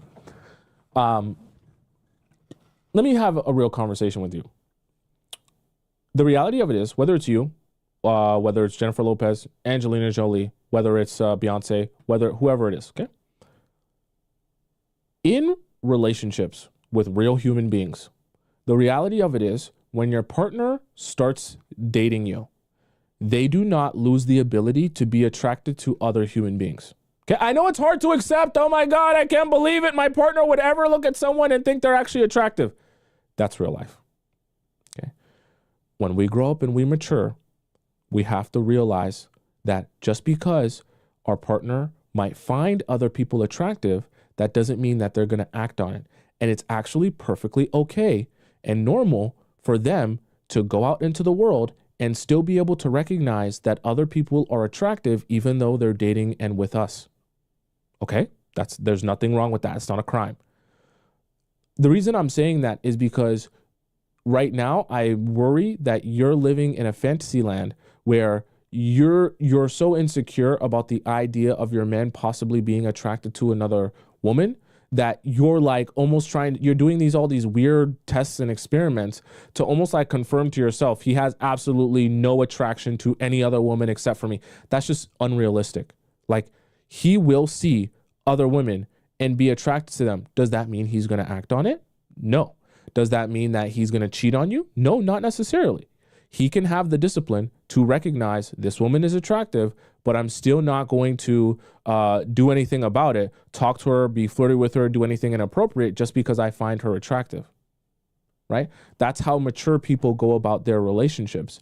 So the reason I'm saying that is because I just don't think that, I think that you will always find a reason to be upset if you're thinking, I don't even want my man to even have an idea or a thought to himself that another woman is, I don't even want him to be able to think that other women exist. Like, that's just so unrealistic. That like that's like him saying to you, my expectation is that even if you saw a super attractive guy on Love Island, you wouldn't even possibly be able to notice or recognize that he's attractive. This is ridiculous. That's ridiculous. You don't stop seeing people or understanding what is beauty or attractive or handsome because you're in a relationship. It's just ridiculous. I have strong hatred for such behavior from men. When I bring it up a lot, it upsets him and his effort decreases. It decreases because it's frustrating and ridiculous. The idea that like even what you just did here, so he should see naked women and not get hard to naked women as if his biology, right? His thing doesn't work for other women. It only works for you. That's ridiculous. Of course, like, I'm not saying that should mean that he has a right to cheat or do anything inappropriate, but the idea that like how he's supposed to be built as a man, which is, yes, if he sees an attractive woman, of course, he might get turned on. That's not a crime. Does that mean he has to act on it? No. You might see an attractive man and you might like the way a guy looks or the way the guy dresses or whatever the case may be. Does that mean you act on it? No. So the reason his effort decreases is because if he feels like he's already doing what he should be doing to be a loyal and good partner to you, and you're still talking about, but you don't do this and you don't do that, it starts to create the opposite effect where rather than feeling like he needs to do more for you, he starts feeling like, well, maybe I should just do nothing. Because even when I try my best to do the best and show her that I'm super like into her and only thinking about her, she still doesn't appreciate it. So why even do anything? Why even reach a level or try to reach a level when she'll just say, oh, but I know you had a singular thought about this one girl that one time. Then he'll be like, whatever, I'll just be the worst partner ever then, because it's all the same, right? That's where you can beat down a man after a while, where he gets to the point where he just doesn't want to do anything for you. You know what I mean? I just being real with you. I decided why not drop it and be treated like a princess again, so I did. However, I want to live in peace so that he won't do it again. He thanks me that I made him realize how desperate and gross that behavior was and reminds me that he stopped on his own because he realized what he was doing was wrong. He thanks me for making him a better man. I just wanted to ask if it's likely he will do this again or not. I can't speak on that because what you're asking me is like, will someone make a mistake in the relationship? There's no guarantees there. You're never going to go into a relationship, oh, 100% guaranteed this person will never step out on me.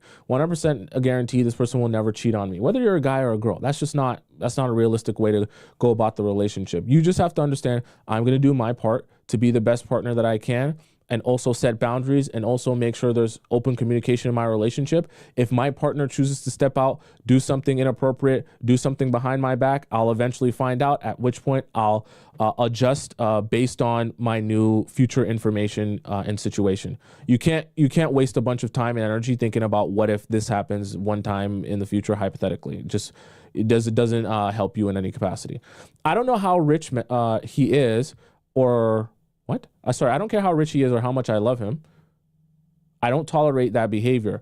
In fact, this is the exact reason I broke up with both my exes, because they were thinking about other women. They would send their friends posts or stories of girls they found hot. Okay, that I can understand. Both of them literally followed me to the US, spent all their family's money to go to my college, would work all day to get me stuff, ask me for things, so long until I said yes, would cry to tell me their deepest secrets, and still did all of that. I left immediately with both my exes. I realized this is a common thing that Middle Eastern men do. I just don't understand why they would put in that much effort just to lose me over something silly.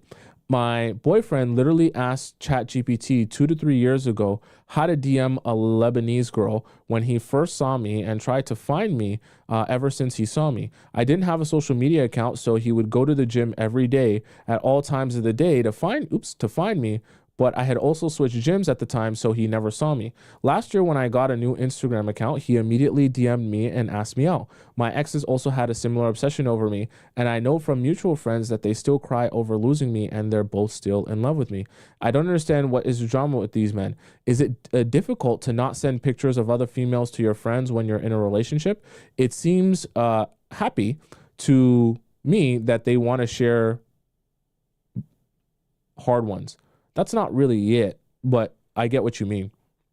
The reason I haven't broke up with my boyfriend now is because he stopped it on his own, because he's my dream, and because he's my dream man in every other way. He also proved that he was only attracted to me with the soft hard test. That's not what that means, but sure. Sure. I just don't understand why sacrifice all your friends, family, lifetime, energy over me, then mess it up over something that's so easy not to do. You're a man, so I'm guessing it's easier for you to explain. So I wanted to ask you about this phenomenon because I'm genuinely curious. Update, I'm not going to do social media. I just had my first week of medical school, and you're not allowed to post in med school. Really? What? They have a new rule about that? Maybe you're not allowed to post in the hospital? Why would you not be allowed to post just because you go to med school? But anyways, I think you have enough on your plate. I don't think that you need to be doing social media like that, because I do social media, so it's a full-time job. Like it's very difficult to kind of half do it. And what you'll find is that no matter what you want to do, like, it's going to take away time and energy from doing what you're supposed to be doing, which is going to med school and graduating med school and becoming a doctor. So I just don't think that it's really that necessary for you to be pouring your energy into it. You'll just end up feeling drained and burned out. And then after a while of doing social media for a bit, you'll get to a point where you just say, I want to take a large break because I have so much other things to focus on, at which point you'll abandon it anyway. So what's the point? Just focus on make the main thing the main thing. I'm not saying that you can't enjoy social media, but I just think the idea of making it like a whole business or a whole job for you, that's just not realistic with med school as well. Like, just focus on your one thing. You'll be perfectly fine. But as it relates to the guys with the sending stuff over Instagram and things like that, like we talked about before, it happened before, it was addressed, he apologized for it, he's fixed it. You can't still be thinking about, well, what if he does it one more time in the future? If he does it one more time in the future, you've addressed it, then you break up with him. But you can't be thinking about all these hypothetical scenarios. What if one day he tries to talk to another girl? Let's do the soft hard test so I can make sure he's not. Come on, like, you're gonna waste a whole bunch of energy on stuff that doesn't matter, that if it did ever happen, then you address it then. And I just don't think it's relevant. And I think that you're going to end up being so insecure. If you continue down this path, you'll end up being so insecure that you'll stop receiving the princess treatment you were talking about, because like, princesses aren't insecure. Princesses aren't looking at what the peasants are doing and worried about them. Princesses aren't showing their man other girls, half-naked girls, to be like, is this going to make you hard or soft? That's just not what princesses do. That's not what queens do. Queens worry about themselves. The peasants worry about the princess and the queen. Okay, do you understand how that works? So think about this as well. Every moment in your relationship you spend talking about other girls, other women, you're putting your man's mind and energy on those other women and other girls. So who's going to end up being the most important person to him is the women that you focus all of your time and energy on with your man. It's almost like you're hypnotizing your man to think about other women as opposed to thinking about yourself. I'm not saying you should never discuss things or address things, but what I'm saying is this extreme emphasis on what he thinks of other women is unnecessary, because I don't think his focus is on other women. I think it's on you. And if it ever is on other women, then you should just leave him. Very simple. Okay. Our next question here comes from God's favorite child. Let's see here. God's favorite child says, he asked me to make more time. Interesting. Hi, Tommy. Thank you for answering my question last time. We finally met after he pulled away and wanted to make things right. We had a lot of fun times and catched up on conversations. He tried to kiss me a lot of the time, but I was acting cute and cold at the same time and didn't let him kiss me. He understood why, and he didn't stop pursuing for the kiss. Eventually, after dinner, we got back to a comfortability with each other, and I was still being playful and not letting him kiss me. We were being playful for a bit, and eventually he did kiss me a little bit on the lips, not making out. At the end of the date, he said he wanted to talk to me about me and him and how we were moving things forward. He said he felt like I am too busy and he rarely gets a chance to meet me or see me. Okay, so then why doesn't he just ask to go on more dates? He asked me to make more time for him and think about his request, seeing him 2 to 3 times a week so we can proceed with the relationship going forward. He understood every time we meet, we always do our best to make the best out of it, and he couldn't get enough of me. But in my head, I felt like if he wanted to see me more, couldn't he just come to my house and see my face? What? But I hope you didn't say that. Why would you say come to my house? But as I previously explained, he is an entrepreneur and he has a very busy life too. But most of the time we make time for each other as well as set up a date. My questions are, one, he told me that he told me to think about making more time for each other and tell him what I think when we meet next. We are meeting tomorrow. He suggested that I should come to his place 2 times and he can come to my house 1 or 2 times a week. However, I live with my Asian parents, so we are very limited in terms of physical touch and intimacy. What should I do? How often should I see him? Bear in mind, we have been dating for 6 months now, only 6 to 7 dates throughout, as we are both very busy. He also said that he wants to hear from me and see if I can make more time for 2 of us to meet, because if I cannot make more time and both of us continue to be this busy, he said he wouldn't want to waste my time. And I felt like he was 1 step ahead of me for showing he's willing to walk away. What should I do? Okay, so here you do nothing. You do nothing, and you're not going to go to his house. He's also like, I also don't think that you don't need to be at each other's house. No reason. Right now, you've only been on 6 to 7 dates in 6 months. So that's 1 date a month. You guys aren't even really in like you're not even that close yet. So when I say do nothing, what I mean is that if he wants to see you more, he can ask you out on more dates. Very simple concept. I don't even want you to say that. Okay, don't even respond to that. Just say, "Oh, you want to see me more? Okay, that's interesting. Yeah, I understand what you mean." Sometimes, gonna sound weird with men. What you have to do is you have to make them feel heard in some scenarios, make them feel understood, like you're actually taking in what they're saying, and then proceed to do nothing. Just keep doing the same thing and just play dumb. If he addresses it again, play dumb. Not every scenario, that's what you need to do. But in a scenario like this, where he's saying, basically what he's saying, long story short, is I want you to start putting more effort into, I want you to come to me. I want you to reach out to me. I want you to text me more. I want you to ask me to hang out.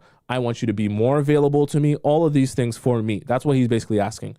I want you, haha, that's funny. That's okay. Yeah, I get it. That makes sense. And do nothing. Because what should be happening is if he wants to see you, if he knows that I hate not being able to see her. Oh, this is too much time in between. I want to see her more. Then he better figure out how to ask you out on more dates so he can see you more frequently. If he can't get his wheels turning to figure out how to do that, then he won't get to see you. And if that's a problem for him, then he can deal with that himself. Okay? You have to kind of adopt the mentality. The men need to be problem solvers as it relates to you and their pursuit of you.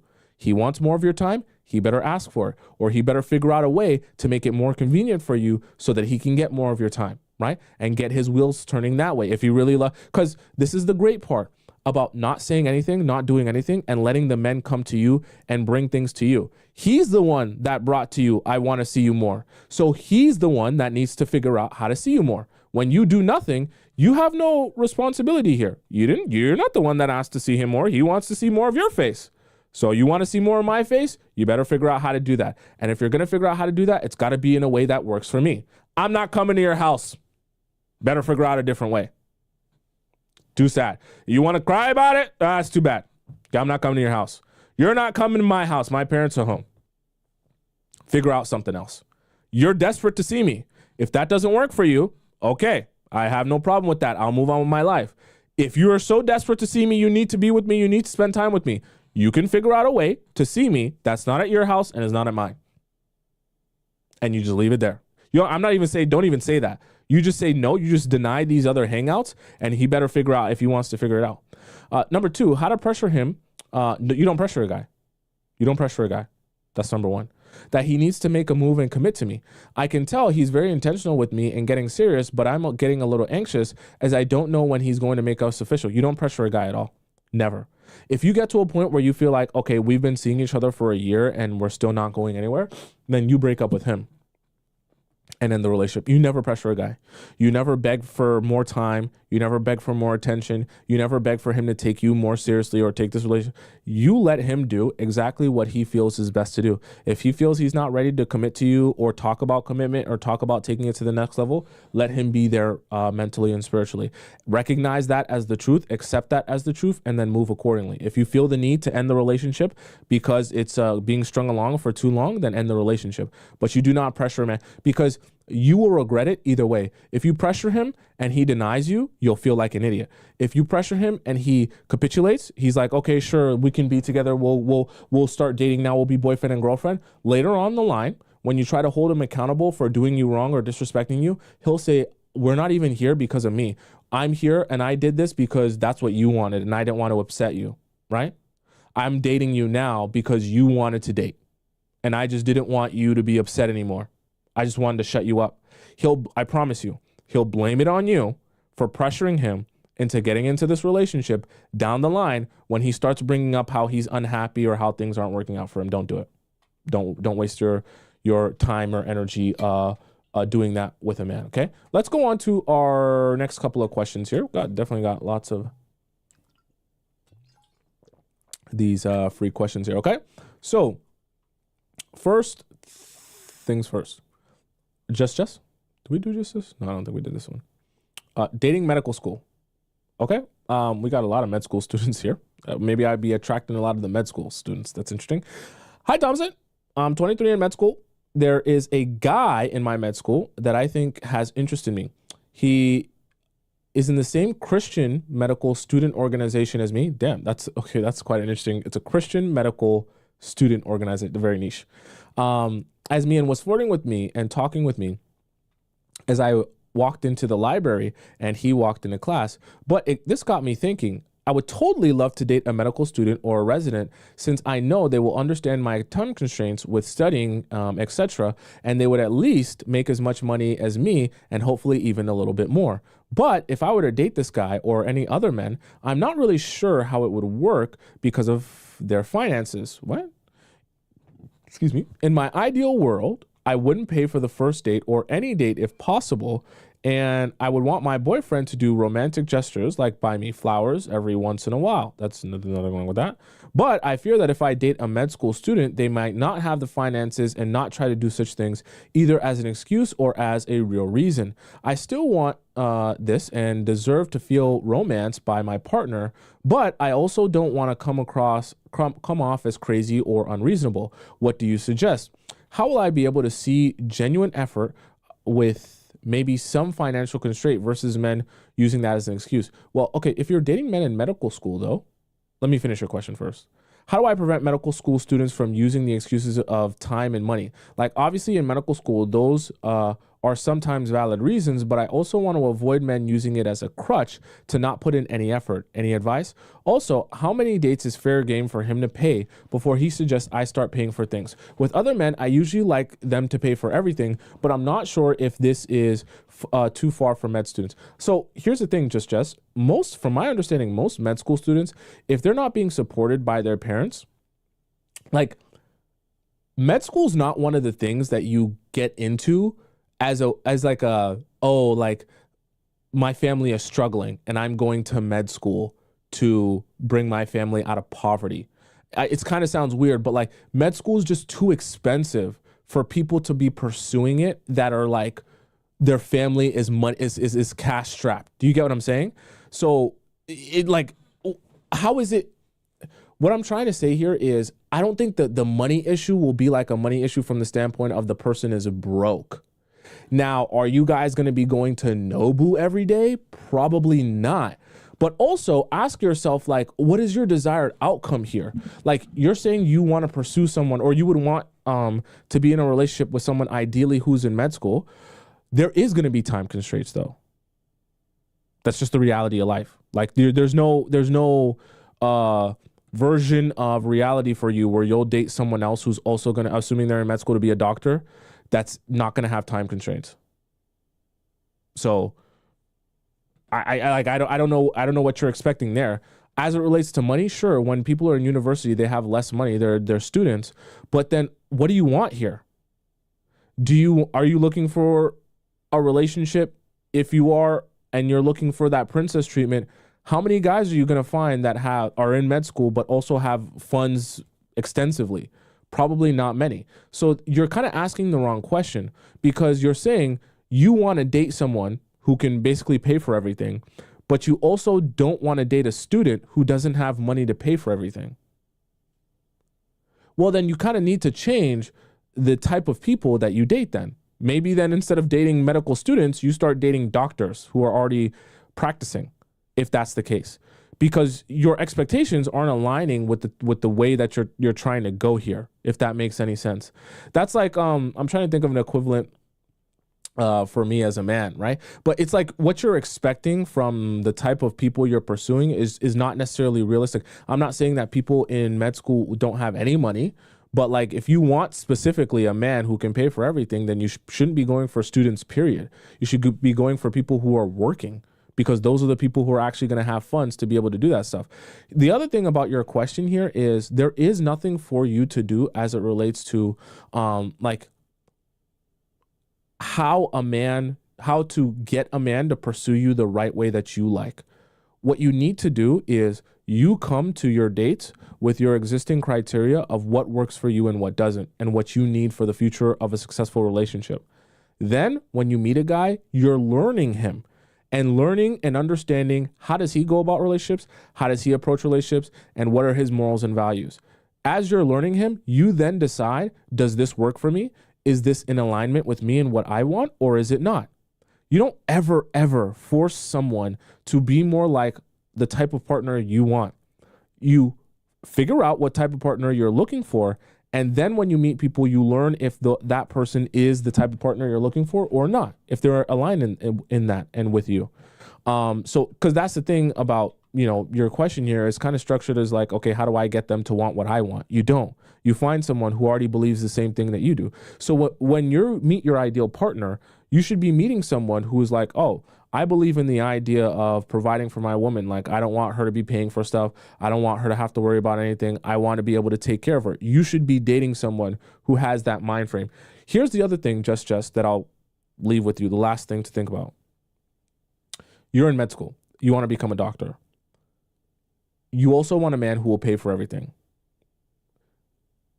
I'll be real with you. Most men who want to pay for everything, the trade-off is they want a woman who is more, I'm trying to say this the right way. If a man is, let's say, going to get married to a woman, provide for everything, go to work, she doesn't pay a single bill, they're going to want to be more of a priority in their woman's life as the exchange for, hey, I pay for everything and every bill. So it doesn't mean that you won't do anything with your life, but being a doctor is very, very time constraining, to the point where it would be impossible for you to give a guy who wants to pay all the bills that same experience of like, oh, I pay all the bills, and with my free time, my woman takes care of me, or like, she's always tending to my needs or trying her best to make sure every little thing that I need is like taken care of. Not because you don't want to, but because you just don't have time, and you're definitely not going to have the energy to do that. So this is kind of the trade-off here, right? Like, you have to be thinking also and be honest with yourself, like, in what I'm looking for, what are those people looking for? Men who are willing to pay for everything. There are lots of those type of men out there like that. Like me, I love the idea of paying for everything. But if my woman's not going to have time for me because she's got this and she's got that and her schedule's just as crazy as mine, there's not really a trade-off there, right? It's yin and yang, right? So you want to be able to see your woman, touch your woman, feel your woman, be around your woman, and allow that to boost you for you to work more as a man. But if you don't have that, it's very tough to be able to say, yeah, I'm going to pay for everything. I come home, I don't even get to see my woman. That's a tough ask. So the reason I say that is because you then want to also structure what you want around how you're going to be living your life. It's possible to live in a household where there's 2 doctors, but those are very tight schedules, right? Not that it's not possible. It's just, you also have to be asking yourself those very real and honest questions, right? You said, understandable. I plan on only working part-time when I'm married. So these are the type of things that you want to be talking about and having discussions about when you're on the dates, right? Because if you're with a man or you find a man that has that provider mindset, that will definitely be a very important key element to making a relationship work with that type of guy, if that makes any sense. Aline says the Huxtables are an exception to this. The Huxtables are a fictional family created for your entertainment. That isn't necessarily a representation of real life. So just put that out there. All right, let's go on to our next question here. Syracuse, right? Dazed and confused, needing advice desperately. Okay. Syracuse says, I'm 28, single, caught feelings for my 24-year-old coworker. Don't judge. I'm not judging. We both work at this company in DEC, work from home. Where is DEC? Okay, work from home. First few weeks, he started striking up conversations about things we have in common. How? Over Slack? Okay. Then, if anything happened at work, he'd check in with me, offer to have calls and FaceTimes to let me vent. Yeah. We almost immediately connected and chatted like close friends. We talked about past relationships, goals. I started to catch feelings. One day, he asked me about my age after telling me his, so I thought that was the end of it. Wait, did we have this? I think I answered this. I think I answered this. Let me see. Sorry if you catch feelings.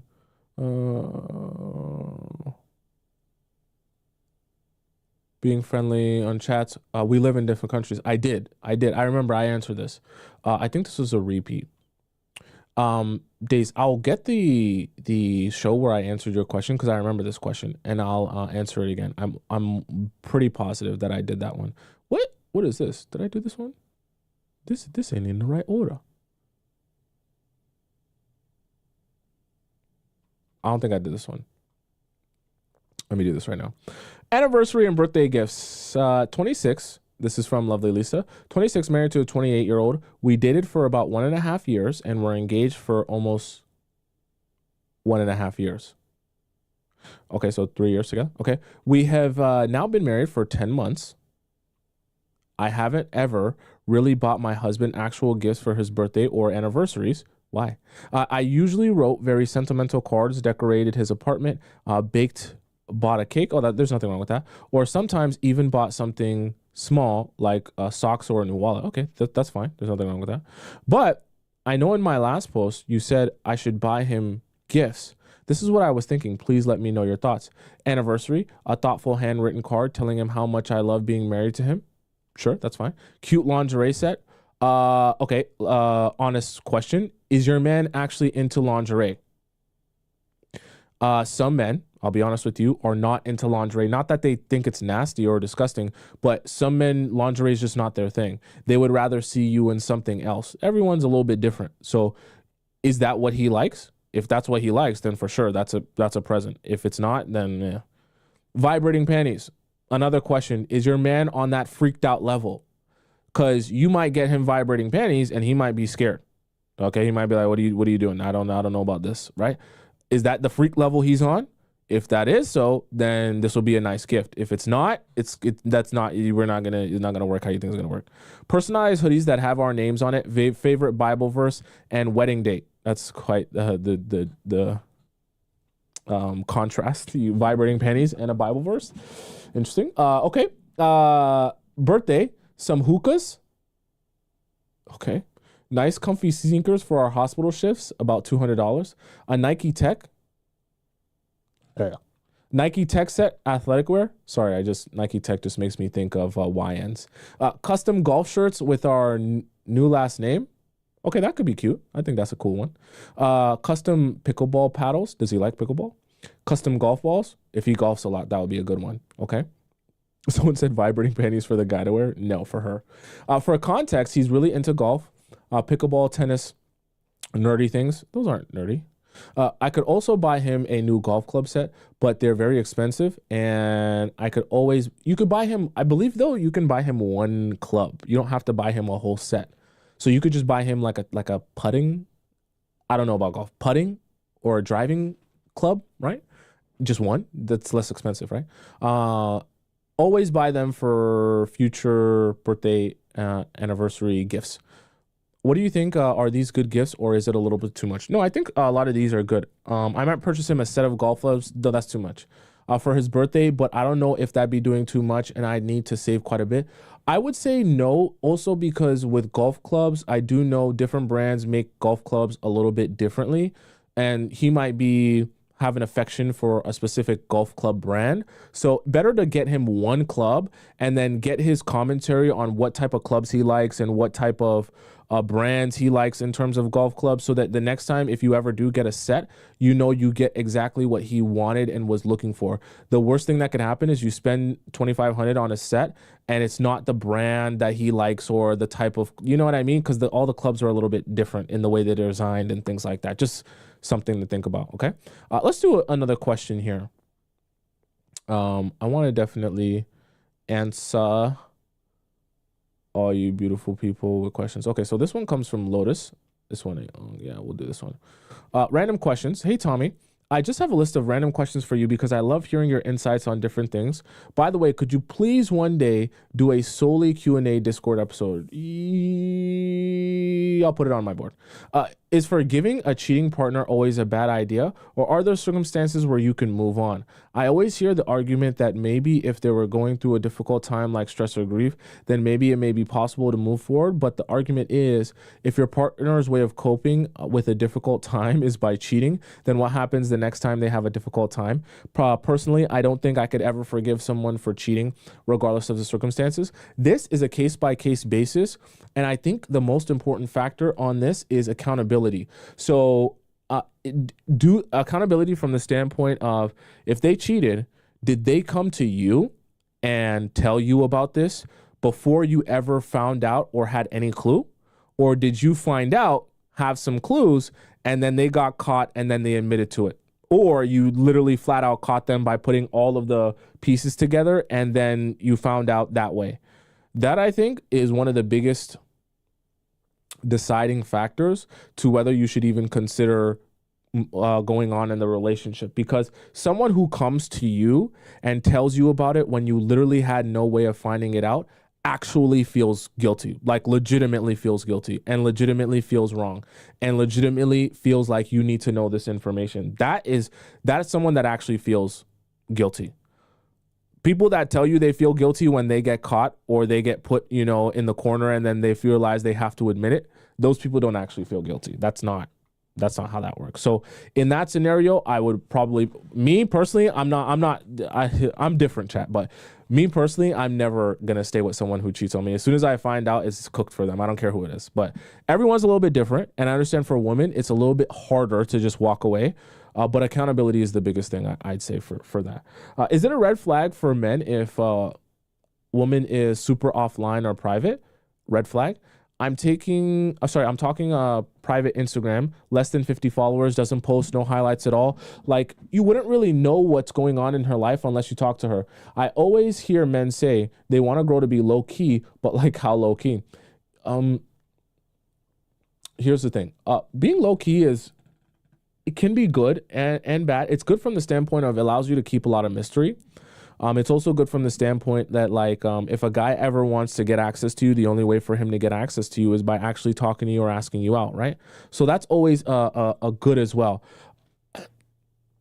I would say there's more good than there is bad about it, because putting too much of your life online can be very, very negative for multiple different reasons, which I just won't get into it right now. But I would say if you feel like you're a private person, you like to keep things to yourself, you will maintain a lot of your mystery doing that. And for most men, they take that as like, okay, like I can take her more seriously if she's you don't have to think of it as a low key girl, because sometimes when people say low key girl, they almost think of like low maintenance, like, oh, this girl doesn't need a lot or things like that. You don't have to be low maintenance just because you're a private type of person. You don't need to share all your stuff on Instagram and for everyone to see.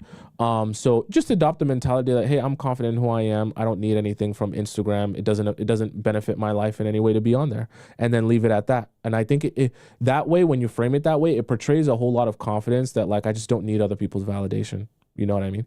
Do you think it's worth giving a man a chance if he's pursuing properly and treating you well, but you were not initially attracted to him? What do you mean, like physically, or just in general, you never wanted him? There was a viral tweet that said, y'all allow men to be something they never allow you to be, ugly and loved. And to some extent, this is true. I feel like women are expected to value character over looks when dating, and will even be called shallow for rejecting a nice guy if he's not our type. Well, okay, no, there's a balance to that, because for you as a woman, you have to understand, there's a thing called Maslow's hierarchy of needs. I won't get into it, but the whole idea is that, like, you have particular needs that need to be met before you can move on to the next need. And until the bottom need gets addressed, you'll never care about the next following need. So for you as a woman, you have a different set of needs that are important to you in your relationships than guys do. There's nothing wrong with that. For you, having a man that can protect you, provide for you, is one of the most important elements of a relationship for you as a woman. So being with a guy who is a supermodel is not really going to benefit you that much based on what your needs are as a woman. Being with an attractive guy is obviously, you want to be attracted to your guy, but being with an attractive guy versus being with a supermodel doesn't have that much of a difference in terms of benefit. Now, being with a guy who's extremely rich versus being with a guy who has not a penny to his name, obviously that's going to affect your life a lot more as a woman. Do you get what I'm saying? What does it mean as a young woman if you only get approached by older men, like early 20s, but only get approached by men in their 40s? Is something wrong about the way we present ourselves, or are older men just more thirsty? I don't think it has as much to say about you. It might just be the places that you're hanging out. If it has a generally older crowd, then obviously you're going to have older men approaching you. I'm sure if you're an attractive woman in your 20s and you go to a club or a bar, you're going to have younger men approaching you. If you go to country clubs or you're around places where there's more adult people, then you're going to have older men approaching you. You could also give off the sugar baby vibe, which is possible. Sugar babies is not, it just means you're attractive, you're young, you look good, you look expensive. Sugar baby vibes. Do rich men care about what job a woman has? Absolutely not. If they find a woman attractive, but she works a regular job like bartending, would they still be interested in her, or would they take her less seriously as a potential girlfriend or wife? I think bartending, only taking her less serious because that's a job where your job is to flirt with people, and definitely guys. Like, not that you have to be inappropriate, but like, you definitely need to make guys feel good. So for some men, that might be a little bit uncomfortable, but for most rich guys, they don't care about what you do from the standpoint of like, do you make money or not? So if you're a server, it doesn't really matter to them. Most, if they're super rich, they'll just be like, just quit your job and be with me. So I don't think it matters that much, to be honest. You said that telling men what we're looking for when dating works against our favor because they already expect what we'll say and just embody what we're looking for to get what they want. What answers can we give that is broad but doesn't make us sound like we're unsure or unserious? I feel like I'm just looking for a genuine connection is so cheesy and Love Islandy. No, you can say things. So you can say things that sound specific but really are pretty vague. So you can say things like, I'm looking for someone who is serious about building a life together. I'm looking for someone who knows what they want and knows what direction that they want to go to. I'm looking for someone who is serious about dating. I'm just saying random stuff that just doesn't really mean anything. Just throw up a word salad. All I want you to not do is don't give them like ultra specifics of like, you as women, right? You have your own princess fairy tale story of like the dream date you could go on, that the guy would get you a red dress and he'd have it laid out for you, and he'd get you, a red roses that are your favorite, and he'd have them laid out, and he'd take you to this exact spot, and he'd say these things, and he'd dress like this, and you guys would be under the stars. That's the type of information I don't want you to give to guys.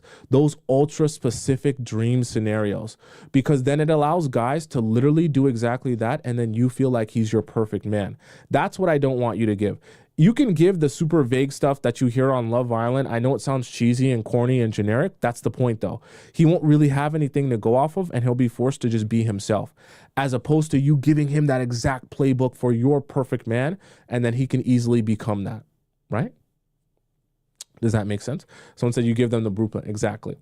Okay, chat. That is the show for today. For those, we had a long show. Today. I gave you guys a lot of show today. For those of you who want to ask me a question, you can do that through the free section, through the premium section in our Discord, or through the private section in our Discord. For those of you who want to follow me on Instagram, my Instagram is just above my head on the top left corner of the screen. It's also in my description if you want to follow me on Instagram there. For those of you who want to rewatch the show that are on TikTok because you came late or you missed some points, you can always go above my head there, go to my Instagram and go to my YouTube page, and you'll be able to find this show along with all the other shows I've done since the beginning of time in the live section. When you go to my YouTube page, click live, and then you'll see it there. Okay. I'm here every weekday, Monday and Thursday, at 4 p.m.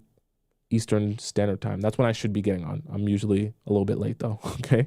But I'll be here again on Thursday at 4 p.m. Eastern Standard Time. So until we meet again, I bid you adieu. Hasta la vista. Sayonara. Ciao. Salam. Adios. Arrivederci. Can't think of any other ones. Bon voyage. And I'll see you again on Thursday at 4 p.m. Eastern Standard Time. Okay? Bye for now.